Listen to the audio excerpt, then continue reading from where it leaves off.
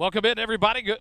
Oh, man, I don't know what to say. It's so exciting, but yet it's crazy. We're here in Victoria, Texas at Victoria ISD Memorial Stadium for Game 1. It's the opening night of Georgetown Eagle football here in 2025, and the setup was a lot more intense and hot than we expected. We're outdoors on the visitor side of the field, but boy, howdy, we are live here, ready to go. Shortened pregame tonight. We'll get the kinks worked out because we're going to be back in the AC next week, back home at Birkelback Field against the Belton Tigers. I'm Wally Harmon alongside Kelly Duvall, Holden Tuma down on the field. We've got Doppler Dave, our new sideline cameraman. We're glad to have him aboard. It's Heath Knuckles joining us. He has kids on both ends of the spectrum, a junior baseball pitcher in Ben, and then he's got a freshman playing quarterback on the freshman football team as well. Heath joins us as our field cameraman this year with Dave down on the field. And, of course, our producer that makes it all work, Jerry Ann, is here. And Jolissa Richter will join us here shortly as our main camera person. And so we're excited. Holden, I don't even know what to say. It's football time. There's not much to say because this is the greatest part of the year. You can hear all the hype about Christmas time, about Thanksgiving, the family, but this right here, late August, it's the precipice of the greatest thing mankind's ever invented, which is American football. We've got high school kickoff tonight. College football started last week, week 0. Big games tomorrow. NFL the week after that. This is the greatest time of the year. And what do you expect? Georgetown on the road to open the year against an opponent they've seen once, and it was very beneficial to Georgetown's record last year. They won it 54-14 at home, but a lot of names gone. We have 3 studs back on the offense that will lead a lot of names you've heard, but a lot of unknown names you've not heard. The defense loaded with some new talent, but they've lost some of the big talent. You have the Seth Warrens gone. You have the Luke Hollies gone. You have the Luke Butch gone on the D-line, along with many others. And then you turn around, and you got a Cole Mitchell coming back on defense. He's out tonight. But then what do you have? You have a Tennyson Dean to lead this defense. You have a Cade Erickson stepping into a role alongside Jihad Abdinur in the defensive backfield with experience there. You've got defensive lineman and A.J. Stevenson to anchor there. Jesse Espinoza, a name you'll hear. But then you go to the offensive side, Kelly, and how exciting. You have a returning quarterback that's got a year under his belt that went 10-2 as a sophomore in Caleb McDougal. You add out this wide receiver that's committed to UCLA and Xavier Warren. And this stud running back in the name of Jet Walker, who's committed to the University of West Virginia. A lot of key players coming back, but a lot of opportunity for names that you're not used to hearing to step up and to become a big dog. Yeah, and I'm excited to see the progress that Caleb had made last year being a sophomore.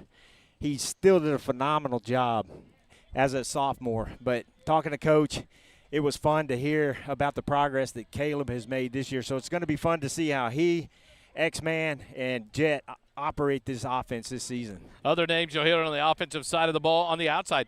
A kid in Copeland Madre has an opportunity to step up, had a great spring. We talked to Coach Griffin, Coach Flo, Coach Laus in the Decals with Dads on Wednesday night, and an opportunity for these guys to step up, and a Regan Terosian moving to the tight end in the slot. You're going to hear names like Braylon Westfall coming back as a junior, Copeland Madre, and then some younger ones, Bratton, Corbin Carroll. Then you've got players in the backfield, names you're going to look for in Guyton to back up Jet Walker. You're going to have those players to step in. Cole Mitchell, a name we'll hear in a week or two, Maximum Ramahov. I'll get it right. Easy Max. For you to say. Max will be there. He will be our big guy. Another name in the linebacker core to step in to fill in for the players that have left. And so it'll be interesting to see what direction everyone's takes the opportunity to step up. You're going to hear names in the defensive backfield you haven't heard before, but you got that Jihad Abdinur, an opportunity for him to step in as a senior in a starting role. Cade Erickson to jump right back into that. And so it's going to be fun to watch. A lot of things to come. Well, what do you expect out of this Victoria East team? They won 3-7 last year in the first season under Coach John Ford. They've got players coming back. They've got experience coming back as well. Should be fun to see for Georgetown. Back down live, let's go to Doppler Dave. Hopefully he's ready for us. Doppler Dave, what's it like down on the field? It's hot, but you're right. It's Texas football. Hopefully this is the last hot game that we have. It's 93 degrees, mostly sunny, and thank God the wind is blowing 15 miles an hour out of the south. But we're going to try and catch Coach Griff when he walks out here in a little bit, and Back up to you. Got to imagine the excitement for these players. Game one of the season, an opportunity to make a statement, especially for these seniors. You got players like Jet Walker, Xavier Warren, Copeland Madre taking opportunities in their senior year. How do you start the season? How do you set the tone for this team? Let's take a quick time out. We'll get some of our sponsors thrown in there. We'll get right back to it. You're listening to Georgetown Eagle Football live here on the SHN Sports YouTube channel. Stay with us. The Golden Rule is located at 606 South Church Street in Georgetown. The Golden Rule offers an amazing menu and even better atmosphere. Enjoy a wide variety of menu items like Cantonese riblets, Texas fried quail, roasted beet salad, an elk double smash burger, and much, much more. Join us for Sunday brunch with a delicious selection of food and drinks. Give the menu a look at goldenrulegtx.com. The Golden Rule, above all else, goodwill, friendship, and kind regard.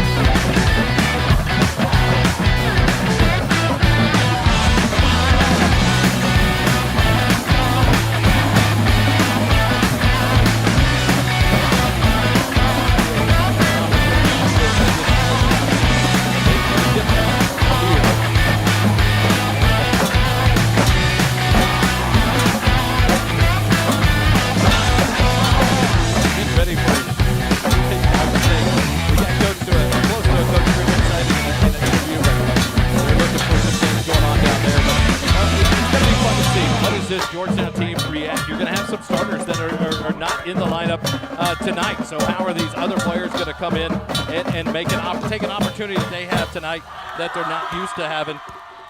They're having to hold the sign together. This wind's blowing. That could be a factor in this ball game. Oh, yeah, they're about to lose it. And go ahead, Dave. Coach, how was the ride down here? Long, but it was good. How's the weather going to possibly affect this game tonight? We're not worried about that. We can't control those things, so we don't worry about those. And your message to the team? What's that? What your message to the team? Go play hard. Go win. Thank you, Coach. It's simple. And one thing that Coach Griffin kind of lives on, Kelly and Dave, in Holden, is the fact of, hey, worry about the things you can control. Don't worry about the things you can't control. And so it'll be fun to watch. Exactly like the conversations I've had with Coach about this upcoming game. It's just we don't worry about the opponent. We just take care of ourselves, do what we're doing, and try to do it the right way, try to win the ball game. As we look across the depth chart for Georgetown and the two-deep roster sent to us by head coach Chuck Griffin, the starting lineup for your Georgetown Eagles on defense at the Bandit, number 26.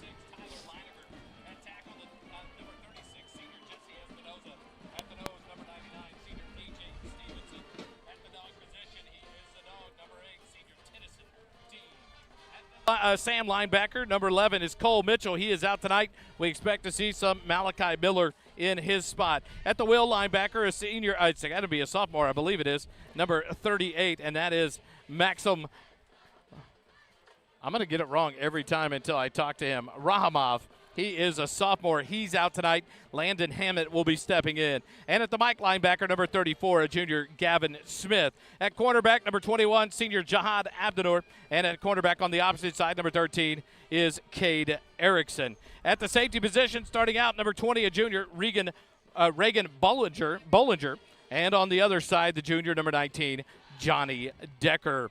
Kickoff returns will be handled by Xavier Warren and Copeland Madre. Punt returner will be Copeland Madre. But now on the offensive side of the ball for your Georgetown Eagles. At left tackle is senior number 78, Sam Lopez. At left guard, senior number 55, Caleb Hennessy. At center, a senior number 76, Ryan Mishcott. At right guard, they call him the Big Nasty, Big Tasty, A.J. Gonzalez, number 77, in his first start at varsity. At right tackle is senior number 71, the Stanford commit, Caden Scherer. We'll stop the starting lineup there. We'll get ready for the national anthem. Please join us. We'll be right back here on the SHN Sports Network.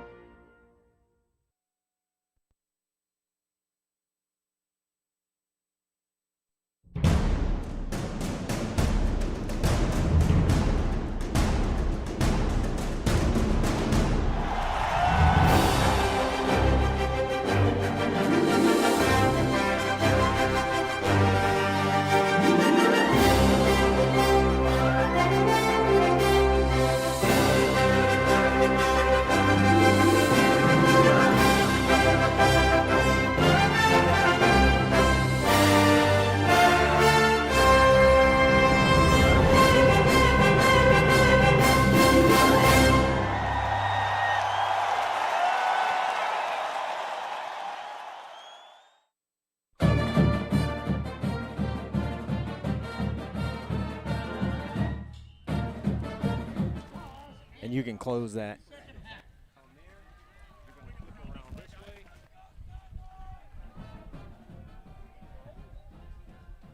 So the Titans from Victoria East won the kickoff, the coin toss. They have deferred their choice to the second half, and the Eagles will receive the football here in the first half.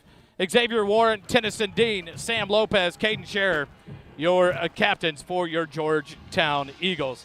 Now, I'm going back to the starting lineup, Holden.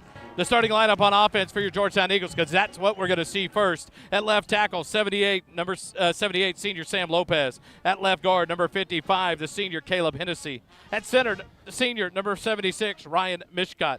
At right guard, the only underclassman starting on the offensive line, number 77, A.J. Big Tasty Gonzalez. At right tackle, number 71, that's the senior Caden Scherer. At tight end, the number 2, senior Regan Tarosian.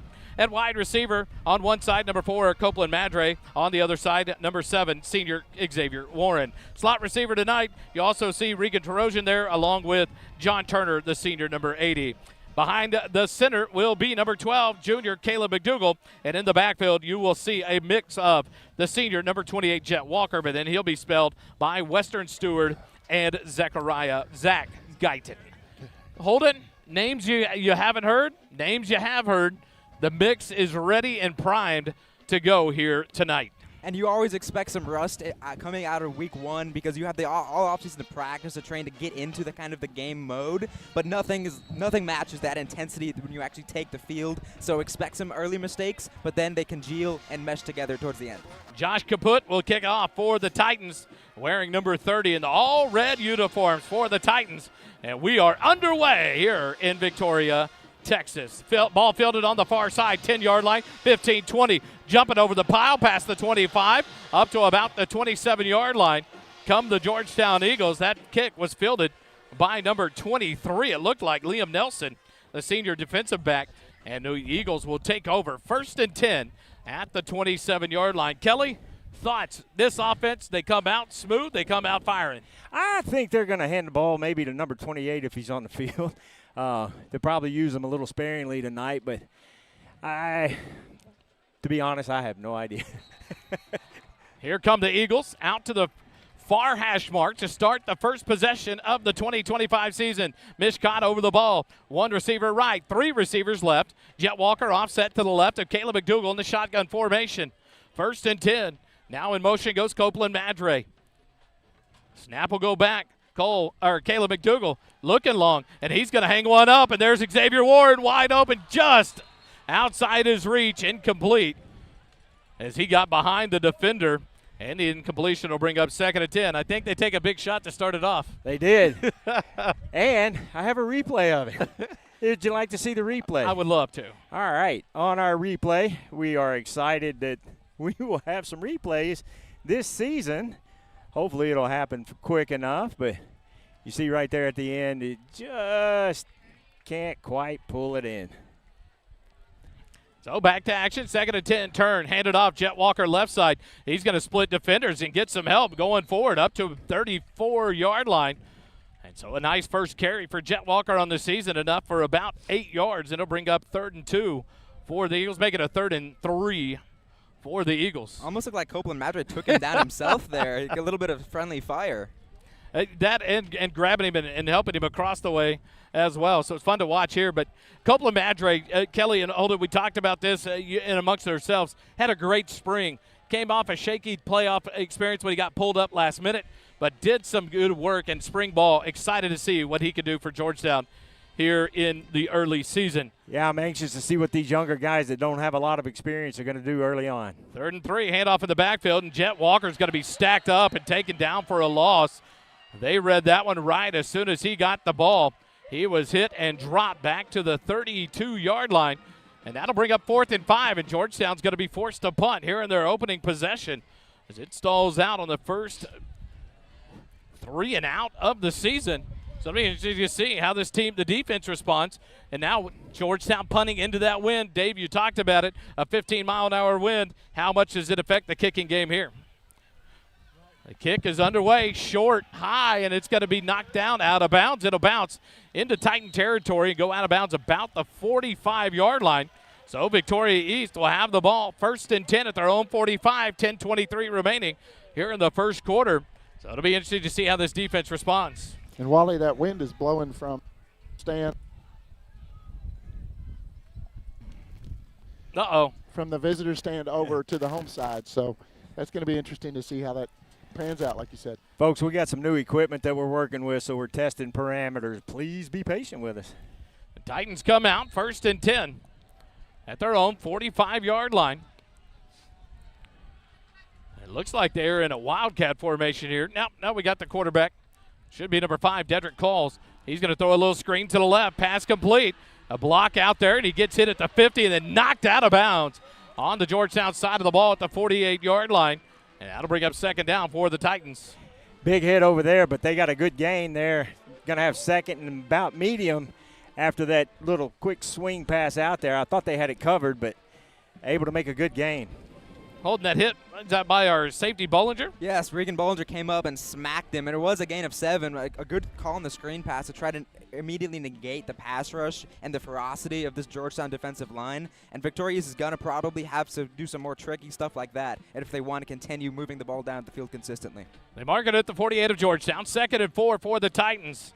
The quarterback, Callis, In shotgun, has a man offset to his right side. 2 receivers left, 2 right. Snap back, handed off left side, around the left end. Hit, dropped in the backfield. What a tackle. Landon Hammett, the junior linebacker, closes quickly and drops the running back, number 26, Rashawn Stafford, for a loss all the way back to the Titan 49-yard line is where they're going to spot him. A loss of 3. And that'll bring up 3rd and 7. You see out there on the edge a good, sure tackle. Defender brings him down nicely. I love it. A nice tackle there by the linebacker, Landon Hammett. Get used to hearing that name, one that loves to go get him, and he held on at a good sure tackle, Kelly, early in the season. You want to see that. Some rough tackling going on during the scrimmage, some missed tackles that it looks like this defense working to sure up. Here come the Eagles, pinning their ears back on 3rd and 7 from their own 49-yard line. The Titans, Callis in the shotgun. Snap back. He's going to roll to his right. Looking to throw. Now he's just going to tuck it and run. Up around, gets a block, and he's going to be run out of bounds at the last minute by Bollinger. He'll point first down as he got it all the way up to the Georgetown 41-yard line. 1st and 10 for the Titans. Yeah, it was a late whistle. He stepped out at the 41-yard line, and he kept running and got pushed out of bounds. Fortunately, young man didn't get hurt, but everybody playing until the whistle ends. 1st and 10 for the Titans from the Georgetown 41. 8:33 remaining here in the first quarter. Georgetown's first offensive possession resulted in the 3 and out. The Titans now have their first down of the season and look to get more as they move forward. Callis in the backfield, empty backfield. 3 men split wide left, 1 wide right here on the near side hash mark. Callis looks to the sideline now. Dorian in motion. Low snap all the way back to the 45. He drops it past the 40. He'll fall on it. So the Titans are going to keep possession, but it's going to be all the way back inside their own 40 to 38-yard line. A huge loss. The snap goes over his head, but unfortunately then he drops it trying to make a play happen, and a big loss brings up a long second down, Holden. And that is exactly the type of stuff you see in week 1 because nothing matches what it's really like to get down there, to see another team in front of you. You see some early mistakes right there, the bad snap, the bobbled on the recovery, and now you're looking at 2nd and 31 on what was a promising drive. 1st and 10, now 2nd and 31, an opportunity here for Georgetown to put some pressure on Callis in the backfield.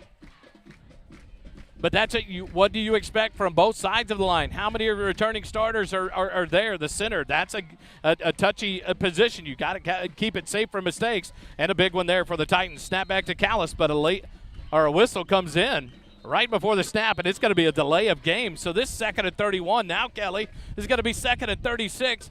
You get the first down, and now you're going backwards. And there's nothing in the playbook for 2nd 36 except some prayer and scripture, hoping everything turns out okay. And if you are the defensive coordinator for Georgetown, you have to tell your guys you cannot give them a flag. You cannot bail them out of this situation. You can still play physical, but you cannot go over the line because any little tidbit that may go over and may get called will essentially bail them out of what is a 2nd and 36.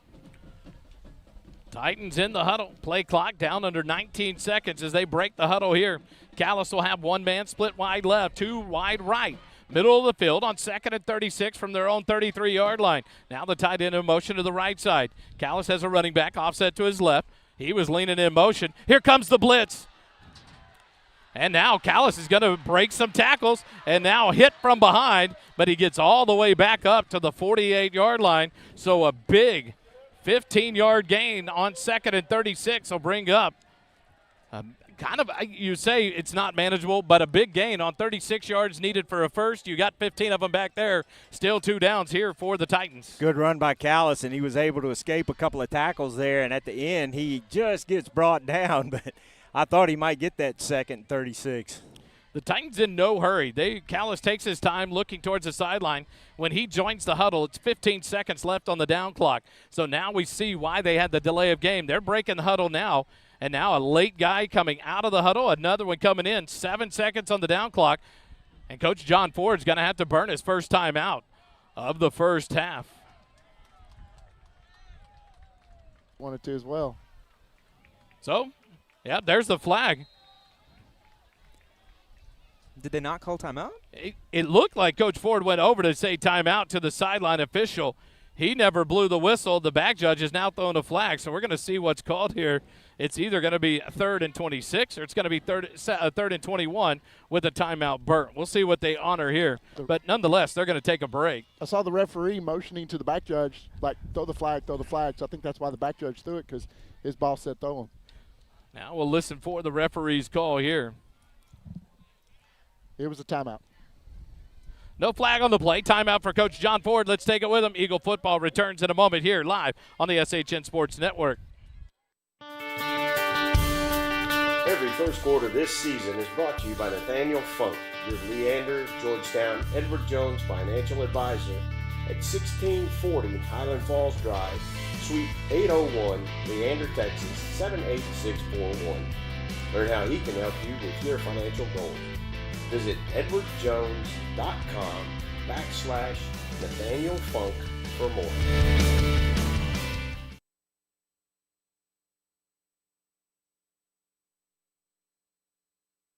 Back live here at Victoria Memorial Stadium. We are ready for 3rd and 21. 6:08 left here in the first quarter as the Titans at their own 48-yard line. And now the whistle blown out of the timeout. The first one called to the half by Coach John Ford of Victoria East. 2 receivers wide left, 1 receiver wide right. Callis in the backfield with Stafford to his left. Near side hash mark, shotgun snap back, swing pass left flat. Stafford in the catch, 50-yard line hit, breaks a tackle, spins, and then swarmed inside the 45 to the 44 of Georgetown. And that'll bring up a long 4th down to see what Coach Ford does here at the Georgetown 44-yard line on a long, looks like 4th and about 12 or 13 yards, Kelly. Nice job on the tackle out there to keep him from getting any more. It looks like Georgetown's going to force the punt here. Coach Ford going to play the field position game, try to punt it deep, pin Georgetown in their own end of the field, and try to get another possession. And the call makes sense because if this punt goes well, you can pin Georgetown within the 10, maybe the 5. And if you get another 3 and out, they're punting right back into that wind. You could start with the ball in your next position in Georgetown territory. Snap back. The punt is off. Could have been a hold on Tennyson Dean as he get held up. The punt goes out of bounds on the far sideline. We'll see where they mark it. Boy, with that wind behind his back, Wally, you just got to put that ball up high, let it carry a little bit, and let your defenders get down. You don't have to kick it hard, just kick it high. Comes out of play. They're going to mark it down at the 15-yard line, and that's where Georgetown will take over. 1st and 10, their second possession of the season. 5:15 remaining here in the first half. Tell you what, Tennyson Dean had a chance to block that. He came around the left end there. Got held. No call by the referee. Or Tennyson might have had a block. Yeah, and a special teams play would be really nice to see this early in the season while everybody's trying to get going. Want to say hello to Kay Pledge, Curtis Parker, Frank Miranda, all listening in on YouTube, and we appreciate everybody checking in. Thanks for listening. 1st and 10, right side hash mark. Hand to Jet Walker up the middle, breaks 2 tackles up past the 20 to about the 21-yard line. Where's he going to mark him? It's going to be a gain of 6, bring up 2nd and 4 for the Eagles. A good hard run there by Jet Walker. Nice job, and that's the Jet Walker that we're used to seeing right there. Just that power. If he can't outrun you, then he'll run over you and put a shoulder down. And it's going to be a fun season watching Jet. Something that Dave and I talked about on the drive here was the fact that last year Georgetown opened up to a 21-0 lead before Victoria East even touched the ball on offense, and we're seeing now a more normal game, and these two teams are a lot more evenly matched. Trips left for the Eagles. Madre motions out, swing pass, Xavier Warren hits it with some blockers, makes a man miss, but he's going to be stacked up, only a gain of about 1 or 2 yards. We'll see where they mark him down. It'll be marked at about the 22-yard line. A gain of 1. It'll bring up 3rd and 3 now as the clock ticks under 4 minutes and 15 seconds left here in the first quarter. The Eagles look towards the side. Corbin Carroll, Copeland Madre split wide left. Xavier Warren and Regan Terosian split wide right. Walker offset to the right of McDougal in the backfield here on the near side hash mark. McDougal in the shotgun. Clap of the hands, ball's back. McDougal looks left, pass left, and Corbin Carroll is going to haul it in. He bobbled it and brought it in. What a play. Dave, did you see that one? Yeah, he bobbled it and he grabbed it right before he stepped out of bounds. What a play. 1st and 10 for the Eagles. Nice job there on the catch. I thought he had dropped it, so I took my eyes off of it, but he really was able to bring that in. Great catch there by Corbin Carroll. That gives Georgetown their first down of the season. 3:47 remaining here in the first quarter. Traveling 2.5 hours all the way down here. We got a good turnout. Great crowd here on week 1 on the road in Victoria. Some motion here as Herman and Terosian go to the right side of the line. Snap back, hand it off. Chet Walker right side, breaks the tackle, makes the man miss, tripped up. Nice shoestring tackle there by Isaiah Taylor, the secondary player. Otherwise, Jet may have been off to the races, but another first down for Georgetown. Nice run by Jet getting through there, and again, that's the Jet Walker that we expect to see. Top the field, and now stepping on comes Zach Guyton, the 5'11", 180-pound sophomore running back in the backfield with McDougal. Copeland Madre split wide left, number 4. Xavier Warren, number 7, split wide right. Guyton offset to the right side of Caleb McDougal. Terosian on the left side of the end for the Eagles. Snap back on 1st and 10. Fake the handoff to Guyton. Pass out in the flat. Almost picked off. That would have been a pick 6. But number 6, Devin Cuevas, dropped it. And that'll bring up 2nd and 10 for the Eagles. Almost. He took his eyes off the ball. He was seeing the end zone there at the end of it and took his eyes off of the ball last second and just not able to pull that in. Now what do you run off of that? The pump fake on that, let him bite on it and send Carroll deep on that one. You may have a wide open route. 2nd and 10, trips right, 2 receivers left, empty backfield. McDougal by himself. Shotgun, looks to the left, calls out the play, a clap of the hands, looks across the middle, and the pass is almost caught and then almost intercepted but dropped by the Titan defender. Number 13, Travis Zimmer, the junior, had a chance at a pick. Madre had hit off his left hand, but unable to hold on to it. And 2 close plays there bring up 3rd and 10 now for Georgetown. This is drastically different than last year's game for the Eagles for sure, because they had already put points on the board by this time in the game and just can't get the offense going right now. And I think that's part of this, the inexperience, just trying to get used to working together and everybody get used to their routines. 3 receivers right, 1 left. Guyton stays in the backfield, left side of McDougal. Near side hash mark on 3rd and 10. Snap back to McDougal. Looks left, being blitzed right up the middle. Rolls right, gets rid of it. Almost picked off again as he was being taken down there from behind by number 8, Caleb Alvarez. And the pass hit number 45. Noah Shepard in the face mask, unable to catch it. And the Eagles go 3 and out after 2 big first downs and will punt it away for the 2nd time. Again, the offense just can't get clicking. That offensive line is having a hard time with some athletic defenders there in the box for Victoria East, and it has really disrupted what Georgetown has wanted to do tonight. Back deep, the Eagle punter stands at about his own 24. Gets the punt away, a lot better punt this time.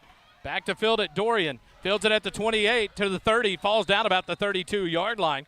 And that's where the Titans take over, 1st and 10 on their 2nd possession of the ball game with 2:53 remaining here in the first quarter. Subtraction and then lose the momentum. Subtraction, then lose the momentum has been the story through 3 possessions of this ball game. 2 for Georgetown, 1 for the Titans. Now they get it back to try again. Definitely, with just under 3 minutes left in this first quarter, it has been all defense, but it hasn't just been the defense. Both offenses have made some mistakes, unable to hang on to the football. Callis comes out with Stafford beside him in the backfield. 2 receivers left, 2 receivers right. Near side hash mark. Stafford offset to the right of Callis. Now a man in motion. There's a false start. Yeah, you got to throw a flag on that. The running back started moving forward and the ball never got snapped. I just hope one of the referees saw that movement. That's the 2nd or 3rd time I've seen Stafford start his momentum forward, leaning before the ball gets snapped. And this time he took a couple of snaps, but another man was in motion. And it is going to be a false start on the Titans. So like you said, Kelly, some of the mistakes early are what cost them both of these offenses as the Titans go backwards on the first snap before they even get the first snap of their 2nd drive. It's 1st and 15 from their own 27-yard line. Callis has 2 receivers left, 2 right. Stafford to his right, near side hash mark. Shotgun formation. Man back in motion. Snap comes. Fake the handoff. Callis has it. He's being pressured. Gets rid of it. Picked off! Interception! He breaks the tackle forward, goes to the Eagle defender, Malachi Miller. He has the interception. First turnover of the season, and a late flag comes in. Check that replay out. Malachi Miller, the interception. And we'll see what the flag is. Malachi read it as Callis tries to get rid of it, and he picks it off and gets it forward almost to the 20-yard line. So Georgetown offense is going to have some prime real estate in front of them as they look to close in here with great field position after the turnover caused by Malachi Miller. And the penalty was after the turnover, so whoever it's against will keep the football. And let's see, we're looking for the sign. The referee, they're going to mark it. It's going to be on Georgetown. A block in the back against Georgetown will back them up. So instead of 1st and 10 about the 22-yard line, it's going to be 1st and 10 from the 32-yard line, but it's the 32 of the Titans. We like it that way. Nice, nice, nice. Still time to put some points on the board here in this first quarter for the Eagles. It's just an interesting play call on that last drive. There was 2 pump fakes there, and we know how fast this defensive line for Georgetown is. By the time that the quarterback even turned around, there were 2 guys in his face. He made an errant decision, and Georgetown winds up with a takeaway. And a great job by Malachi Miller using the pressure applied by his defensive line to take it away. Terosian goes in motion to the right. 2 receivers right, 1 left. Guyton in the backfield to the right of McDougal. Near side hash mark. Now Terosian back to the left side. He'll set up right into the line. Snap back to McDougal. Looks left. He's going to hang one up to Xavier Warren. Warren goes and gets it. Touchdown, Georgetown! Xavier Warren adjusts the route, goes and catches it into the end zone. Touchdown, Georgetown. Nice job of Xavier bringing that ball in, and he dropped it earlier on a previous play. Very similar pass pattern, but it looked really nice.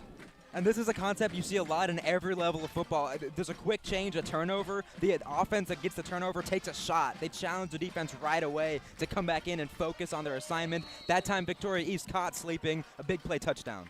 Liam Capra on, the senior kicker, to attempt the extra point. Caleb McDougal to hold.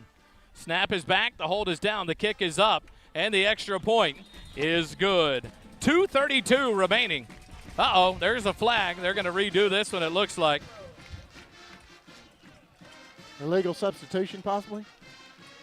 Georgetown's field goal, they're going to, it is Okay. something on the Titans, and so they're going to waive it. They're going to decline the penalty. The extra point is good. And with 2:32 remaining in the first quarter, Georgetown leads it 7-0. Quick timeout. Eagle football continues in just a moment.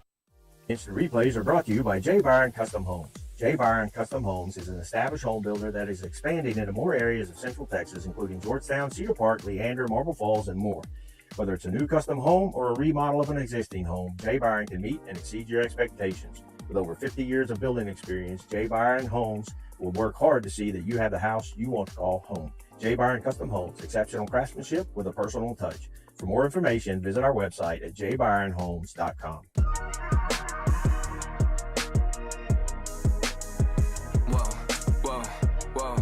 Back live here at Victoria Memorial Stadium in Victoria, Texas. Instant replays are brought to you by J. Byron Custom Homes. We'll go back J. Byron live Custom and Homes is an established here in home just a builder that is second expanding and bring you the replay of that touchdown pass. Caleb McDougal to Xavier Warren for a 32-yard touchdown strike on a quick play exchange like you were talking about, Holden. On the turnover, 1 play, touchdown for Georgetown. And what a job by the X-Man, Xavier Warren, his first touchdown of his senior season. Liam Capra back to kick it off for the Georgetown Eagles, or is he? The 3-headed kickoff monster stacked up here for Georgetown. Capra usually going to do the kickoff duties, and here he comes, and he'll boot it away. High, short kick, right side, fielded about the 24-yard line by the Titans. He waved for a fair catch. He waved for a fair catch. Whistles come galore, no flags coming in. To show you on the replay, I'm almost if the camera caught it, I'm almost positive that he waved for a fair catch. Looks like he's a bit shaken up over there, too. Watch right before. I think it's before that. And now a player down for the Titans on the far side of the field, about the 28-yard line. Right there, Wally. He waved. Oh, well. So no one called it. The Titans are going to be taken down at about they're going to spot the ball. It looks like right about the 30-yard line. They'll take over 1st and 10 as number 22 at Harrion Walker, the senior running back, gets help off the field on the far side for the Titans. Hopefully he's all right. But now the Titans will take over after a quick one-play turnover possession for their second possession, Kelly. The pressure applied by Georgetown. Can they keep that pressure here on Callis? Much needed touchdown there. We'll see if it gives some energy and some juice to this defense and see if they can continue to put some pressure on this Titan offense. 2:27 remaining here in the first quarter. 7-0, Georgetown leads it. Callis, empty backfield, far side hash mark. 2 receivers right, 1 left. Callis gives some signs, now ready for the ball. Snap back to Callis, rolls right, looks right, throws right. Stafford broken up. Great play by number 40, Quentin Rock, the junior linebacker, to break that one up from Stafford. Incomplete, 2nd and 10.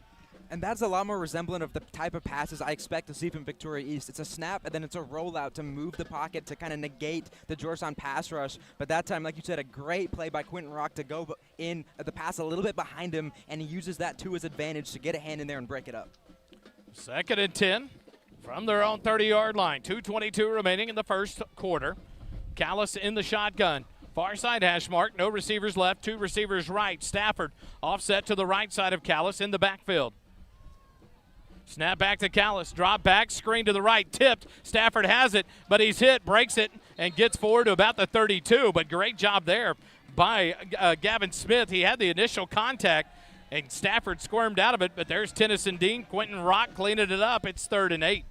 And if he didn't have that contact there was a ton of space because Georgetown was sending a lot of guys at the quarterback, and the exact way to punish that is a screen. So it was a great call, but an even better job by Gavin Smith to get a contact, slow him up a bit, and let Georgetown rally. I think this is an example that a lot of coaches talk about, and you hear it this time of the year, how the defense is ahead of the offense with the complexities in the offense. Defense somewhat complex, but it's just go get the football, and that's a lot easier to do than some of these patterns and routes that these offenses run. Snap back to Callis on 3rd and 8. Rolls left, hangs one up to the left, overthrows his receiver, number 21, Jordan Leos. It's incomplete, and that'll bring up 4th and 8, and that'll force another Titan punt. Another great defensive stand here for your Georgetown Eagles. Exactly what this defense needed to do is just kind of keep this Titan offense down for a little while and let the offense on the Georgetown side get rolling. Would be interesting to see what they do on this next possession. And what's really interesting about that is that seems like the 3rd or 4th time Victoria East has ran that same catch and then a roll out with the same 2 it's a slot out and then a outside go. And that's the 3rd or 4th time they've run that same concept. So expect to see some variations of that later in the game. Cade Erickson stands about the 27-yard line for Georgetown, back to receive the punt. The kick is away to the far side. Erickson's going to let it bounce at the 35, and it takes a Titan roll. And that's where Georgetown got burnt last year, exactly. And we're going to get burnt again. Right. It bounced at the 35, and it rolls all the way down and comes to a stop on its own at the 1-yard line. You got to go get those balls, and Georgetown now is going to have to go 99 yards. 1,100-yard punt. That landed about 20 yards down the field and rolled the rest of it. And that's just one of the nuances of today's game because the punter's kicking with the wind. So when that ball drops, it's going to be boosted by the wind. If it lands the correct way to bounce in the Victoria's direction, it's going to go even farther than it normally would. So it's a situational awareness week 1, that kind of stuff you expect to be cleaned up later in the year. Western Seward in the backfield, offset to the right side of Caleb McDougal. He stands about 5 yards deep in his own end zone. 1st and 10 from the 1. 1:14 remaining first quarter. McDougal, quick snap. He's going to hang one up. Xavier Warren, and there should be holding. Yeah. And no flag called. Xavier Warren being held there by the defender. Well, it's kind of interesting. They've taken 3 deep shots so far in this first quarter with the wind basically blowing in their face more towards them than away from them. And that could say something about what the second quarter is going to hold. Seward comes out. Guyton back in the backfield. Brody Herman, the tight end, in. Copeland Madre off. As the Eagles face a 2nd and 10 from their own 1-yard line. With 1:09 remaining here in the first quarter. Xavier Warren, the lone receiver, left. Now a shift of personnel in the backfield. And McDougal under center. Takes the snap, turns, hands it to Guyton. Right up the middle. Breaks a tackle. Up past the 10 to the 15-yard line. Zachary Guyton. What a run. 1st and 10, Georgetown. A borrow for Morrow. First down. Very, very nice run there. Out of the end zone, backed up, and he just gets through that line. Good job of the offensive line of making some blocks and opening up some holes for him. Give Georgetown some breathing room. Good hard run by the sophomore running back, Zach Guyton, 5'11", 180 pounds. 1st and 10 from the 15-yard line, 45 seconds remaining. Turn around, hand it to Guyton, right back up the middle. Piles forward, up past the 15 to the 17. They're going to mark him all the way up to about the 18-yard line, a gain of 3. And that'll bring up 2nd and 7 for Georgetown.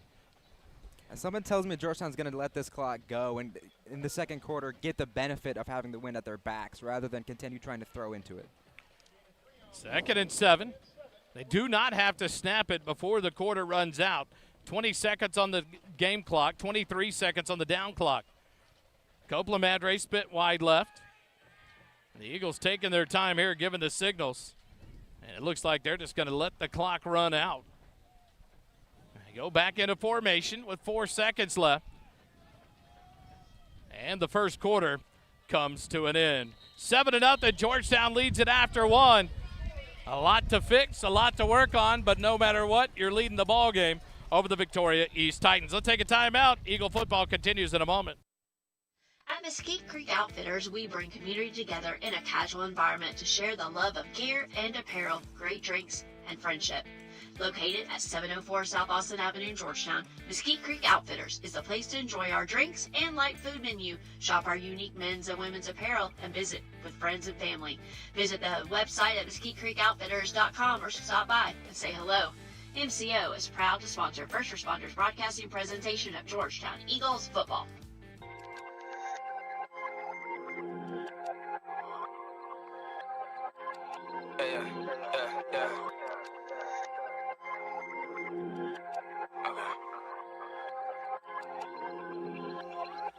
Put in pockets fail, profits can't watch it. Tell Carver, pencil pusher, stay talking. Can you tell me the first person to weigh options? Do I need to be vocal or do I Visit Camp Brightside and enjoy great food and drinks in our rustic dining room or on the huge covered patio.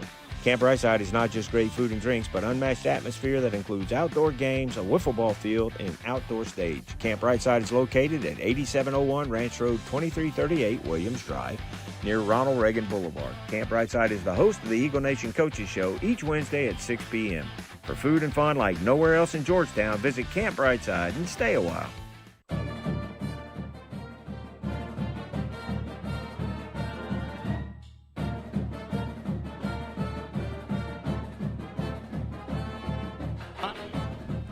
Back live here at Victoria Memorial Football Field Stadium, Victoria, Texas. We go to the second quarter. Georgetown has the ball. 2nd and 7 from their own 18-yard line. Xavier Warren splits out of the backfield. Snap, handed off. Seward, right side, has a block. Makes a man miss, but taken down right about the 20-yard line. And that'll be a gain of 3 and bring up 3rd and 5 now. A long 3rd and 5 for Georgetown. Just inside their own 20, about the 19. Ball's on the 20-yard line side of the 19. So a big play call here for Georgetown. Kind of interesting on the sideline. Something I haven't seen is 2 coaches are wearing highlighter colored hats. I guess so they can pick out who is yelling at them easier. Gus Papaconstantino in the slot right beside Xavier Warren wide right. 2 men wide left. Seward in the backfield to the right of McDougal. Snap back, look right, pump fake, and McDougal's going to have to scramble, going to throw on the run, and he's hit. And the ball falls incomplete about the 30-yard line.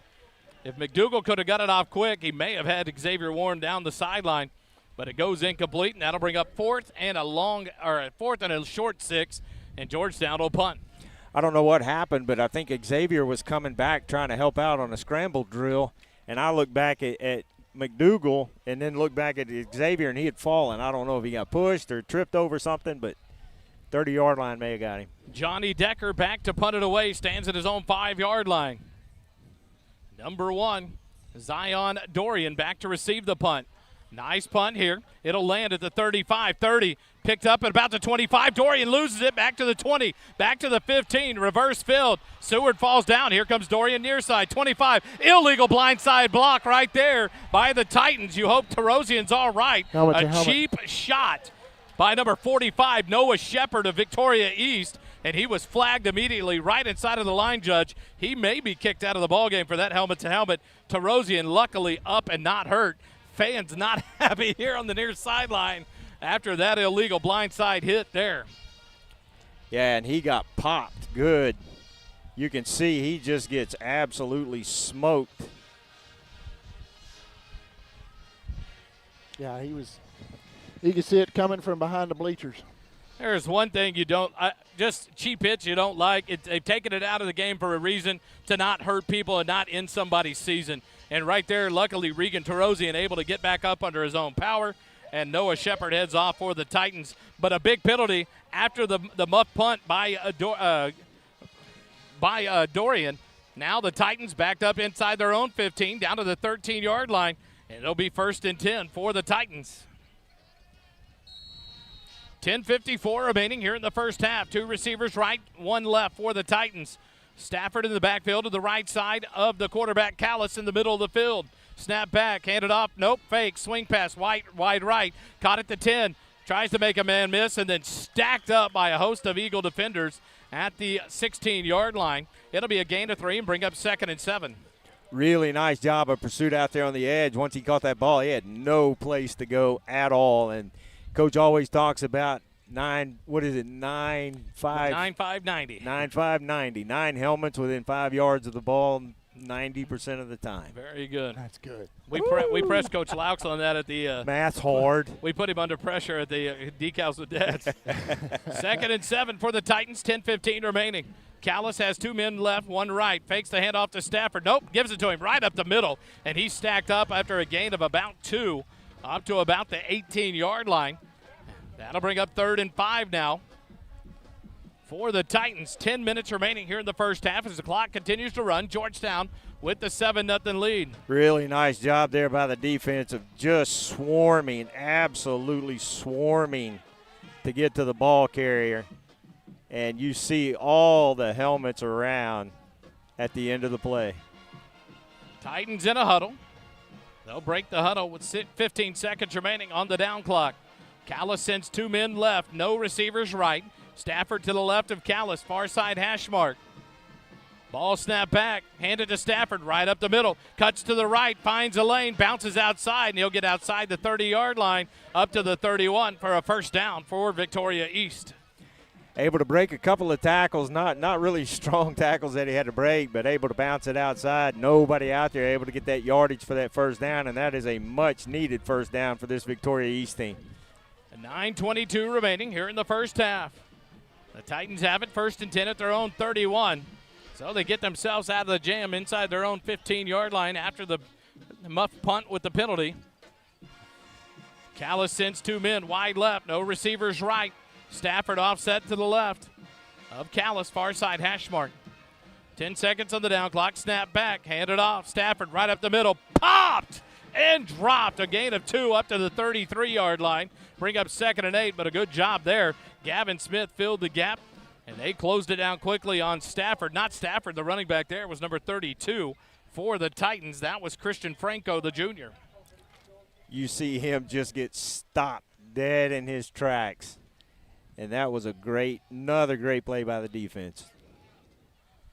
Another way that Victorious can try to start taking advantage of how aggressive Georgetown's playing is a read option. As that slow mesh point, and then this quarterback pulls it because he's clearly mobile. Georgetown's got to make sure they're aware of that and keying on a potential QB keeper. Now they widen it up. 2 receivers right, 2 left. Now Franco comes back to join Callis to his right. Snap back, handed off. Callis breaks to the left, makes a man miss. Up past the 35 to the 37-yard line.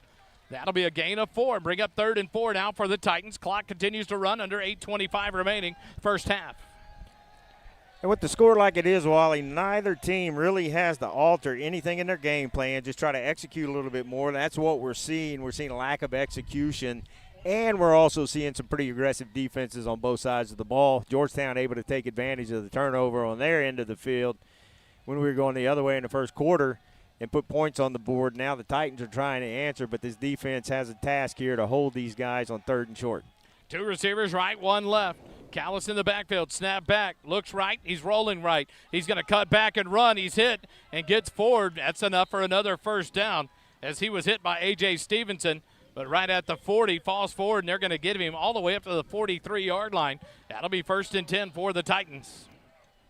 That's a nice run, a patient run, too. He waited for some blocks to open up, kind of quick look down the field. I don't know if it's an RPO, but kind of looked like it, and he was able to wait long enough to get an opening and get the first down. And that right there is why mobile quarterbacks are the most frustrating thing to deal with as a defensive coordinator, as a defensive-minded individual, because they can threaten you with their arm, they can threaten you with their legs, and there's oftentimes just no good answer for how you defend them. Stafford in the backfield to the left side of Callis. 7:15 remaining here in the first half. 1 receiver right, 2 left. Fake the handoff. Callis drops back. Pressure. He's scrambling left, being chased by Espinoza. Now Gavin Smith, and he'll run out of bounds. Just past the 45. They're going. Wow. Like a generous spot, almost up to the 48-yard line. And that'll be a gain of about 5 and bring up 2nd and 5 now for the Titans at their own 48. They tried to run another screen play, and it got blown up on the far side, and at that point, it's chaos. It's backyard football, and it's a great job by Callis on that to just tuck it and run and get what you can rather than trying to continue a busted play. I like seeing a quarterback that doesn't panic. I'm not talking about cheering for either team right now. I'm just talking about the love of the game, but a quarterback that doesn't get rattled when the pressure starts. Snap back to Callis. He's going to roll right. Stafford's out in the flat. He's going to throw on the run, and a man falls to the ground, and it's incomplete. He tried to hit number 1, Zion Dorian, the senior wide receiver, but he fell down as he was being covered by Bollinger there. You know, guys, what I like is the sunset and the lights on. All right. No, it's just good. It's Random. definitely cooled off a lot. Hey, Doppler Day. Random thoughts by Jack Haney. The old Saturday Night Skit is gosh, back. And gosh darn it, People like me. Eagle Light Doppler Day. 3rd and 5 for the Titans. 7:01 remaining here in the first half. They have it at their own 48-yard line. They've got to get to the Georgetown 47. Callis has an empty backfield. Sends 2 men wide right, 1 man wide left. Now we're going to send Stafford back to the backfield. He wasn't ready. Ball was snapped, and he's going to be dropped right at midfield. A lot of kind of a weird system going on there. I don't think they were ready, and Callis wasn't ready, and he got the ball snapped. And he got back to the 50-yard line. That's going to bring up 4th and 3. And the Titans look like they're going to come out and punt it again. Very strange because he was not ready for that football. Fortunately, he had turned his head quick enough to see the ball, but that did not look right. And that is the second time today that we've seen an errant snap, whether it's communication from quarterback center, it's the issue, or what, but that is the second time, and luckily it did not turn into a bigger disaster. Back to punt again. There's 2 men back deep this time. Cade Erickson wide left. This punt goes 10 yards out of bounds, and it'll be all the way up at the 34-yard line for Georgetown. Coach Griffin and the coaching staff kind of fixed that one. They sent Xavier back on the near side, Cade Erickson on the far side, and we're not going to let the ball bounce another 50 yards. Well, going this way, I don't think it would. Hey, So at that point, you're not taking a chance. You can't have a 1st and 10 at your own 1. They're definitely not kicking it to Xavier Warren. So Georgetown gets it. The ball went out of bounds. They're going to mark it at the 35-yard line. So 6:18 remaining here in the first half. Tell you what, nights like tonight up in the stands with the heat makes me miss the JCT Memorial broadcast booth. We'll be back in it live next week, 7 o'clock kickoff against the Belton Tigers, the home opener for your Georgetown Eagles. Come join us live. Tailgate, 4:45, 5 o'clock. Welcome the boys through as they walk through. We'll be live there next week at home at Berkelback Field. Snap to McDougal, handed off Seward, left side, gets outside, catches a block. It gets past the 35 up to about the 38-yard line is where we're going to mark it. A gain of 3 brings up 2nd and 7. nice job of not losing yardage on that. I know it doesn't look impressive in the stat sheet, but turning nothing into a little bit of something, it's always a good thing. The Eagles will send a substitution in and out here as Corbin Carroll will come back on. And Brody Herman, the tight end, back off for Georgetown. Couple of Madre split wide left. Xavier Warren wide right. 15 seconds on the down clock. Georgetown with a 7-point lead. Now in the shotgun. We haven't seen much tempo by Georgetown tonight. They'll pull that out of the bag at some point. Back to McDougal. Quick pass out in the left flat. Caught by Madre. Makes a man miss. Stutter step up past the 40 to 45. And he gets rocked out of bounds by the Titans defender. I can't tell his number, 6 or 8. He got absolutely popped. Caleb out there on the Alvarez edge. with the big hit there. But a great job. A big borrow for Morrow first down by Copeland Madre. And that's the ultimate fear of whenever you call those screen passes the outside, because everyone in the middle gets a full head of steam when they're running at you. So if you slow down, if you stop, you're going to get popped. You saw it there. You saw it earlier in the game as well. So those type of plays, they have high risk, high reward. Right there, you saw the risk. They almost got a helmet-to-helmet out there. One receiver wide left, 2 wide right. And now Xavier Warren in motion. Snap back to McDougal. Handoff, backwards pass in the backfield, 40, 45, 50. Xavier Warren gets a block. He's gone! 15, 10, 5, touchdown, Georgetown. Corbin Carroll had the block, but now the whistle blows. And they're going to bring it back on a holding call. Coach Griffin, 15 yards out on the field, arguing with the side judge, and they're going to call it back. I thought Corbin Carroll had a great block on that, but they called the touchdown back, and the Georgetown Eagles will be backed up. But they have to call it from the spot of the foul, I believe it is. Not if it's on the line.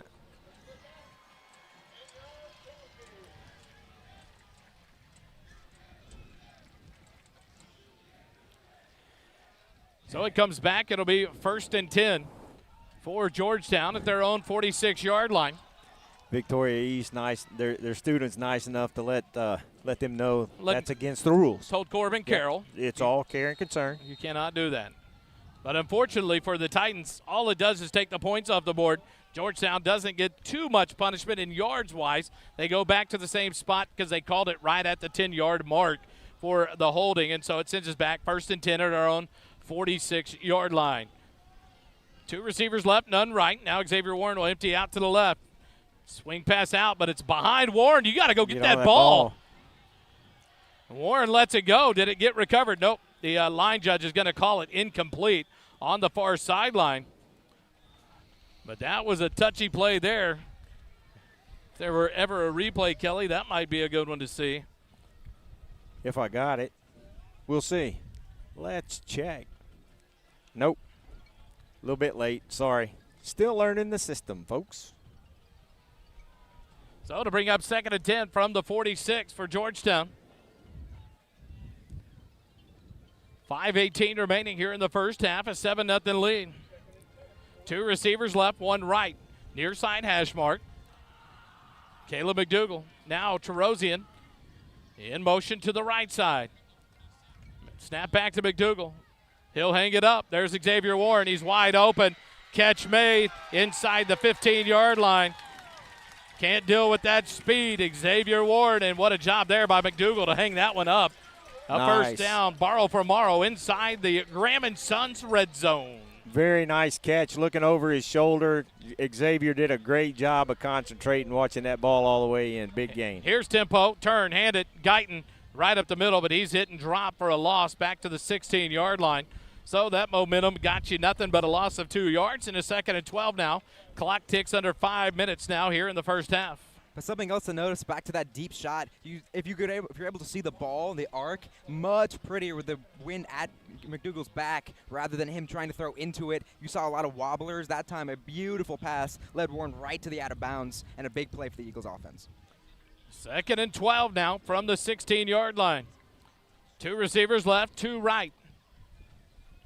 Guyton in the backfield. Now Terosian will go in motion to the left side. McDougal on the near side hash mark. Snap back. Hands it off to Guyton. Left side. Gets a hole up past the 10. 5. Dives forward, and they're going to mark him down at the 1-yard line. It'll be 1st and goal. What a run there by Zach Guyton. Very, very nice run, and Zach did a good job of waiting for his blocks to happen. Good patient run. And he goes through that line. Nice job of finishing the run, too, putting that shoulder down, causing a little punishment at the end. Approaching 4 minutes remaining here in the first half. The Eagles will take their time now. 1st and goal at the 1-yard line. Xavier Warren will come out wide right. Guyton in the backfield. Seward in the in the fullback formation. Or it looks like Gus Papaconstantino in the fullback. Gets the block. Guyton hit. Tries to pull out of it. And he's knocked down. They're going to mark him forward progress down to the 2-yard line. That'll bring up 2nd and goal at the 2.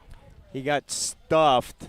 The blocks didn't happen like they needed to. Low man wins, and those red jerseys were much lower than those white jerseys on the offensive line.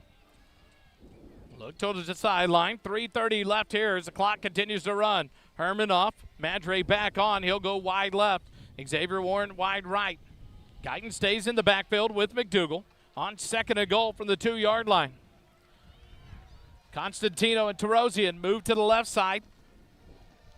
And now Xavier Warren in motion. Snap back. End around. Hand it to Warren. He slips down at the 5-yard line. There's been a lot of slipping, guys. I'm seeing guys slipping all over the place. This grass is not wet. It looks like brandy turf, but they might have to adjust these cleats a little bit. Now under 3 minutes remaining. 3rd and goal from the 6. And one thing, I don't know if people in Austin listen to the Jeff Ward show. He talks about it in Sports in the Afternoon. You're at the goal line. You're at the 1-yard line, 2-yard lines. Quit going 7 yards back to go forward. and Georgetown now continues to go backwards on play calls, and something that now they find themselves in a tough spot. 3rd and goal from the 6-yard line, and now the clock runs under 2.5 minutes. And so something that they talk about, how do you go? You want to get your quarterback close to that line, get the momentum going forward. And right there, Dave, you're not wrong. That's the 3rd or 4th time we've seen a ball handler fall to the ground slipping on this turf. And you've got big number 71 right there on the right side. Just follow him in. We're going to take a timeout with them. 2:19 remaining first half. We'll be back. Puerto Rico football in a minute. At Mesquite Creek Outfitters, we bring community together in a casual environment to share the love of gear and apparel, great drinks, and friendship. Located at 704 South Austin Avenue in Georgetown, Mesquite Creek Outfitters is the place to enjoy our drinks and light food menu, shop our unique men's and women's apparel, and visit with friends and family. Visit the website at mesquitecreekoutfitters.com or stop by and say hello. MCO is proud to sponsor First Responders Broadcasting presentation of Georgetown Eagles football.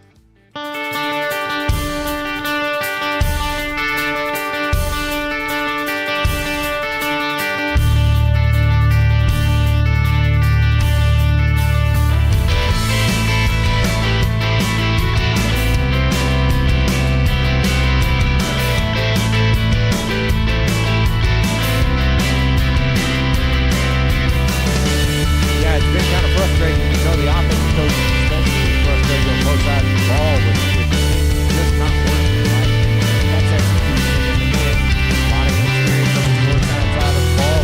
Some of the key players back in the skill positions, but trying to get into a groove.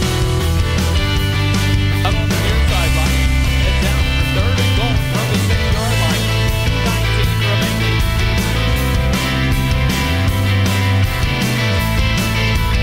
Side has mark. Stewart on the right, offset to the right of McDougal.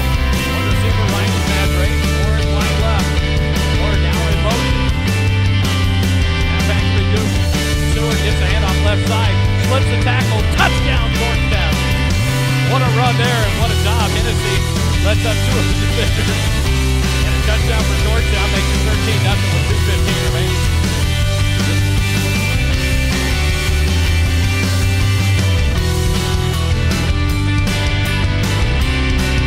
Yeah, that kind of confused the defense a little bit, but good for Georgetown. Good run there by Western Stewart.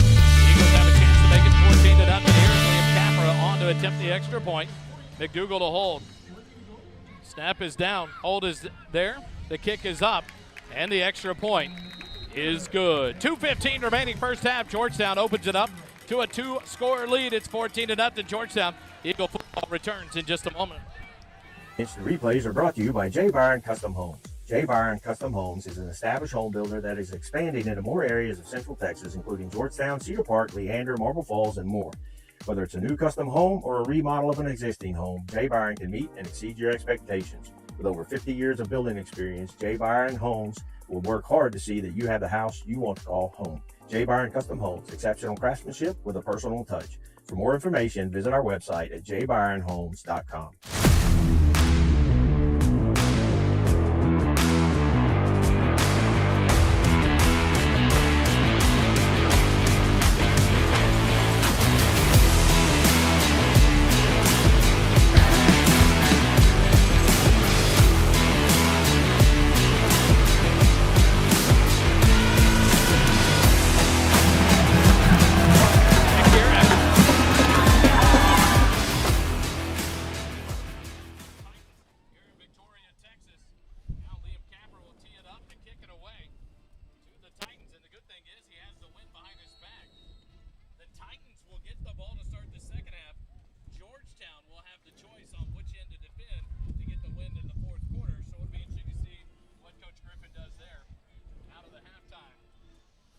Georgetown wanting to control the middle lane. You got the touchdown now. You'd love to have a stop and a quick score.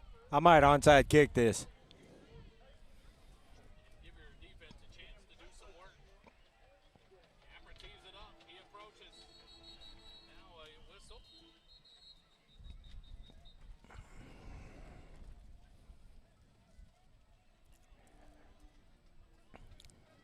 Coach Griffin in early season form. Liam Capper hands the ball to the official. Delay of game call. And there's those penalties we talk about, Kelly.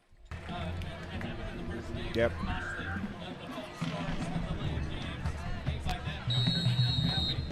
So now Liam Capper tees it up at the 35-yard line. Any chance of that onside kick may be on here. Titans send two back this year to the 15-yard line. Capper will approach. He'll kick it off. High and short, near side. Should have been 25. Out, it's loose. Georgetown's got a chance at it. What a job by Zion Dorian as he finally hops on it inside the 10-yard line. The Titans got lucky. The onside deep kick worked for Georgetown. And so now it's going to be 1st and 10 from the Titans, their own 6-yard line. Yeah, that ball, when it slipped away, he just really started trying to chase it, hit it a couple of times. Unable to pick it up, he turned his head looking for the ball and just got smoked. Fortunately for East, they were able to get on it. It got up in the air so quick and so high, that wind is just really whipping around from right to left. 2 minutes, 11 seconds remaining in the half. Callis in the backfield, stands at his 1-yard line. Stafford to his left, handed off. Stafford dances around, now goes forward, right up the middle, past the 10-yard line. He'll be up to about the 12-yard line. That'll be a gain of 6, bring up 2nd and 4 as the clock goes under 2 minutes. And now a whistle on the field. They got the 2-minute warning now, don't they? Or did they adopt that in high school this year? I believe so, yes. Yep, it's the officials' timeout with 2 minutes remaining. Quick timeout, Eagle football continues in a moment. Insurance, financial, and HR services are more valuable when they consider your specific needs. That's why Higginbotham Insurance Brokers works hard to understand your priorities so we can get you covered on day one and provide year-round value. From risk management and claims advocacy to benefit plan design and administration, the specialists of Higginbotham are here to turn your uncertainties into possibilities. Contact Jay Hubenak at 737-245-1303 or visit the website at higginbotham.com.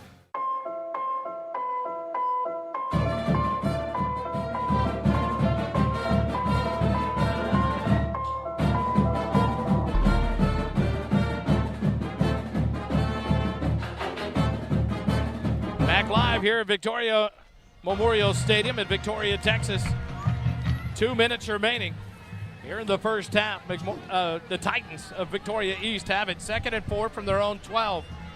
Georgetown has 2 timeouts remaining. They would love to get a stop and get the ball back. A chance to make something happen. Snap back to Callis, turn, handed off to Stafford, dances to the right, and he'll be stacked up and dropped at about the 14-yard line. That'll be a gain of 2. And there comes a quick timeout from head coach Chuck Griffin with 1:51 remaining, as that'll bring up a 3rd and a long 2 for the Titans. I like it. You can't take it in the locker room. Quick timeout. We'll take it with them. Georgetown Eagle football continues live here on the SHN Network in just a moment. Syntex Shirt and Embroidery offers a variety of unique custom clothing and gifts, as well as personalized embroidery for schools, fundraisers, businesses, and more. Whether you need 1 shirt or 100, there are no minimum order amounts on any custom pieces. Stop by our shop at 1911 North Austin Avenue, Suite 103, and check out our in-stock spirit apparel. Visit our website at www.syntexshirt.com. Syntex Shirt and Embroidery is the official outfitter of First Responder Broadcasting. Back live here at Victoria Memorial High School. 1:51 remaining in the first half.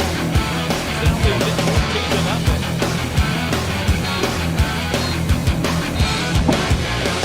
Third and 2. All 2 for the Titans from their own 14-yard line. They've got to get up just past the 16-yard line for a first down. First down has 1 timeout remaining.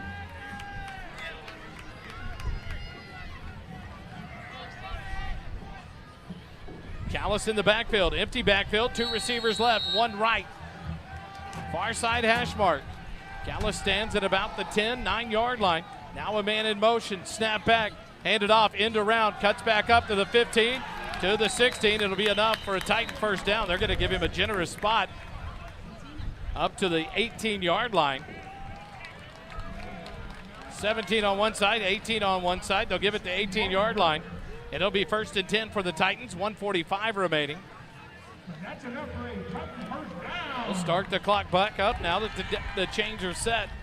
Titans will take their time here with 1:35 remaining. The clock continues to run. I think Victoria is going to be content trying a couple more plays, but they're not in any rush. If they get a chunk one, then their philosophy might change, though. Callis has a man wide left, one wide right. Stafford in the backfield. He's taking his time. Inside 9 seconds left on the down clock. Snap backhanded to Stafford. Right side gets a block. A.J. Stevens tracks him down from behind and takes him down at the 19-yard line. Just a gain of 1. That'll bring up 2nd and 9. The clock will tick all the way down inside a minute as the Titans huddle back up. Well,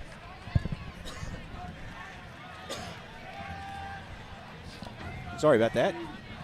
With this win, I wasn't expecting them to try anything to try to move this ball down the field, just get out of here down 2 scores. And that's one thing I think Coach Griffin thought, if he could get a timeout and they could get a stop, they'll get the ball back. If not, let the clock run, hold them, and get out of here with a 14-point lead. Callis breaks the huddle with 10 seconds remaining on the down clock, 35 on the game clock. 1 receiver left, 2 right.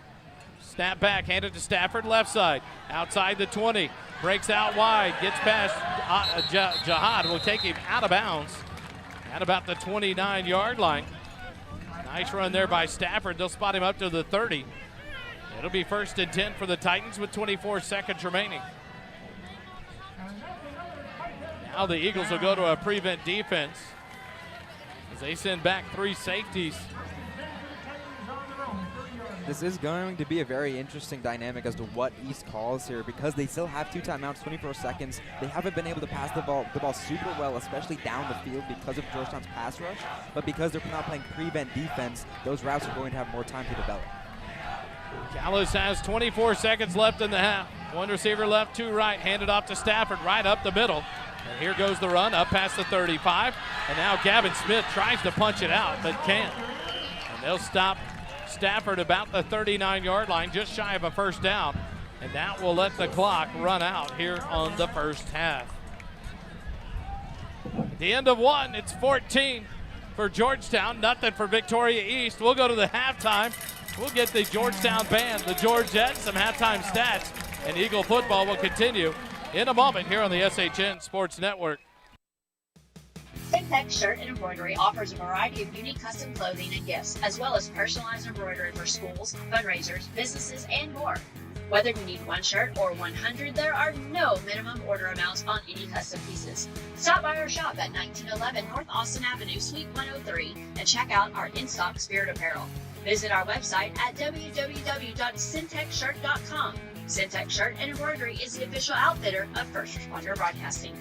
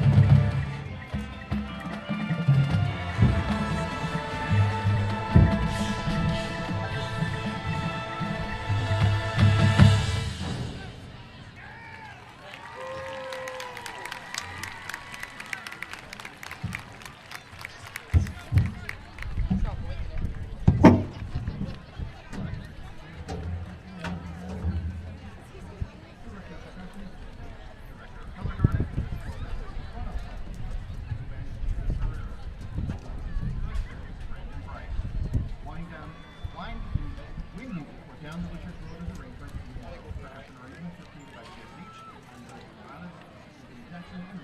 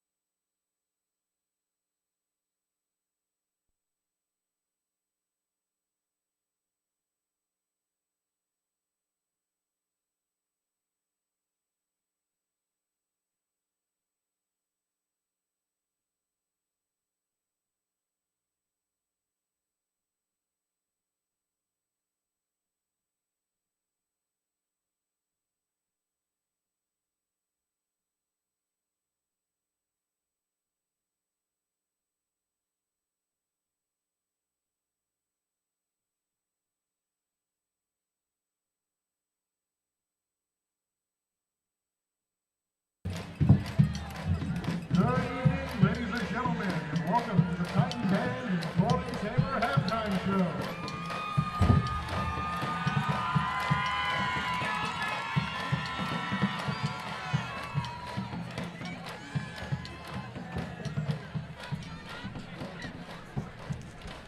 Please welcome Titan drumming, Casey Ratner, Jose Gallegos, and Emery Johnson.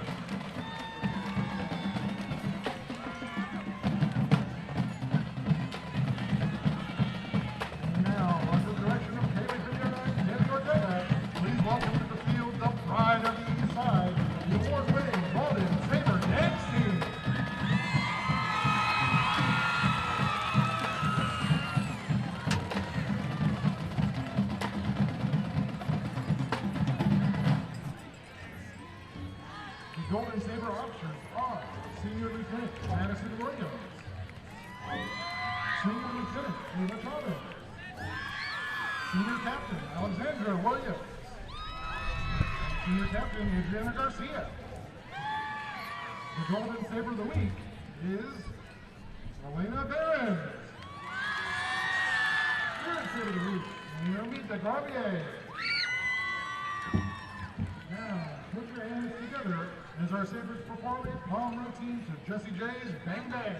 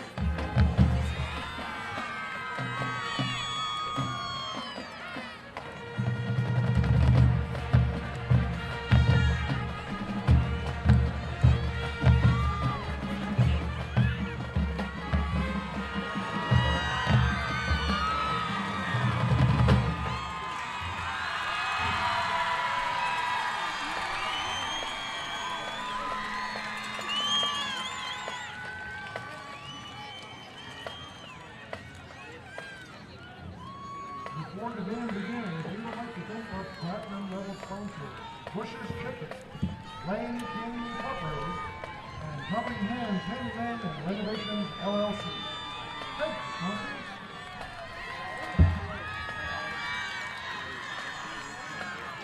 We would also like to recognize this section of the week, the Fun Ensemble. Members of the week are James Padierna, Brandon Ramirez, and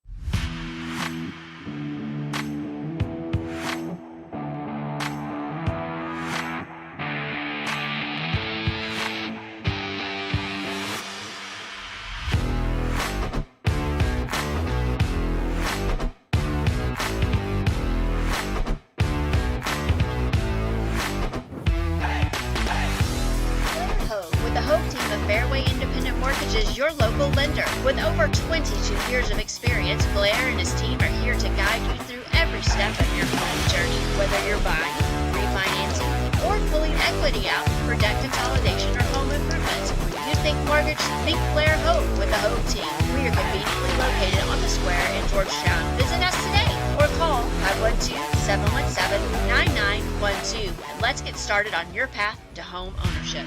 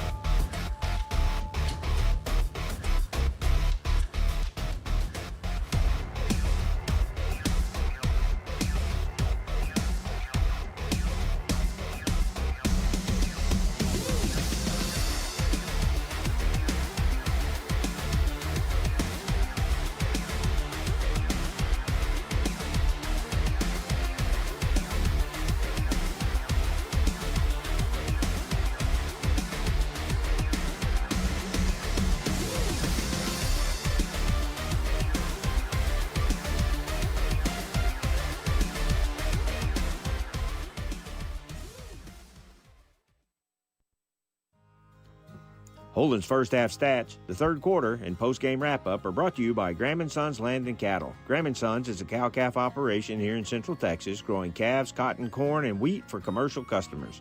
Austin Graham and his team of crazy cowboys and cowgirls produce some of the best-tasting meat the First Responder Broadcasting team has ever eaten. Thank you, Graham & Sons, for your support of our broadcast of Georgetown Eagle football.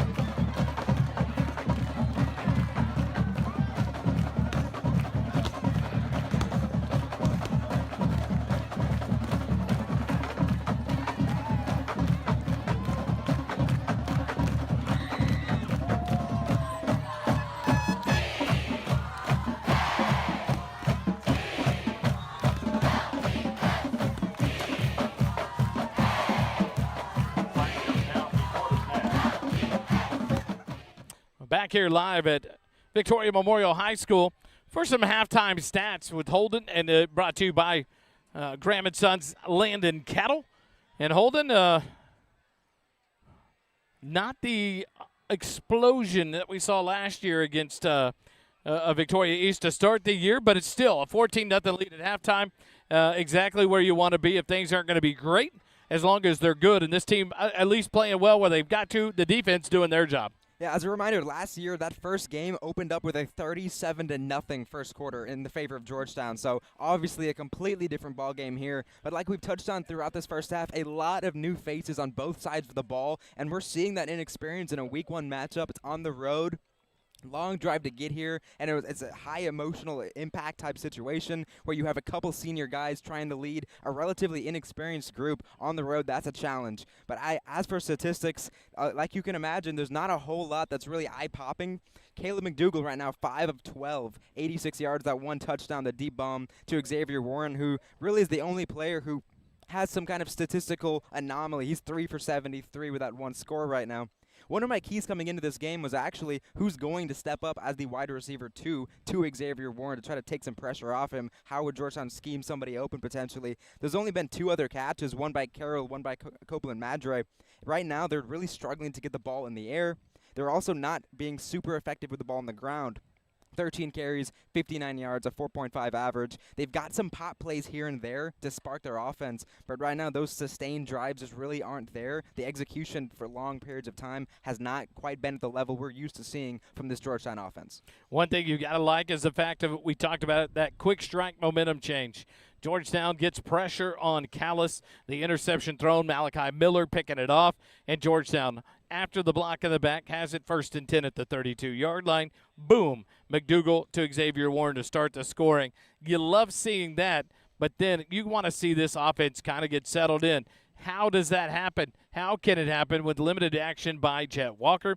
How does that affect the defensive scheme for the Titans? Are they able to now spread out, not put 8 in the box to try to stop him and try to give, if you're Guyton or Seward, you've got to beat us with them because we're going to give your receivers less chance to be wide open. What does that do?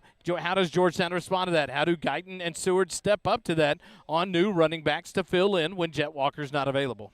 I think it all starts up with that offensive line. The offensive line is really where the offense lives and dies. Right now, they're getting some good pushes some plays, other plays not so great. It's very up and down, inconsistent right now. The second half, Georgetown's going to, I imagine, going to put a heavy emphasis on trying to reestablish the run game, even if Jet Walker's not getting every carry, to make sure that they can still continue to get 5, 6, 7 yards a carry, which continues to open up their offense. If they're not able to run the ball, I expect to still see a lot of quick game outside to Xavier Warren.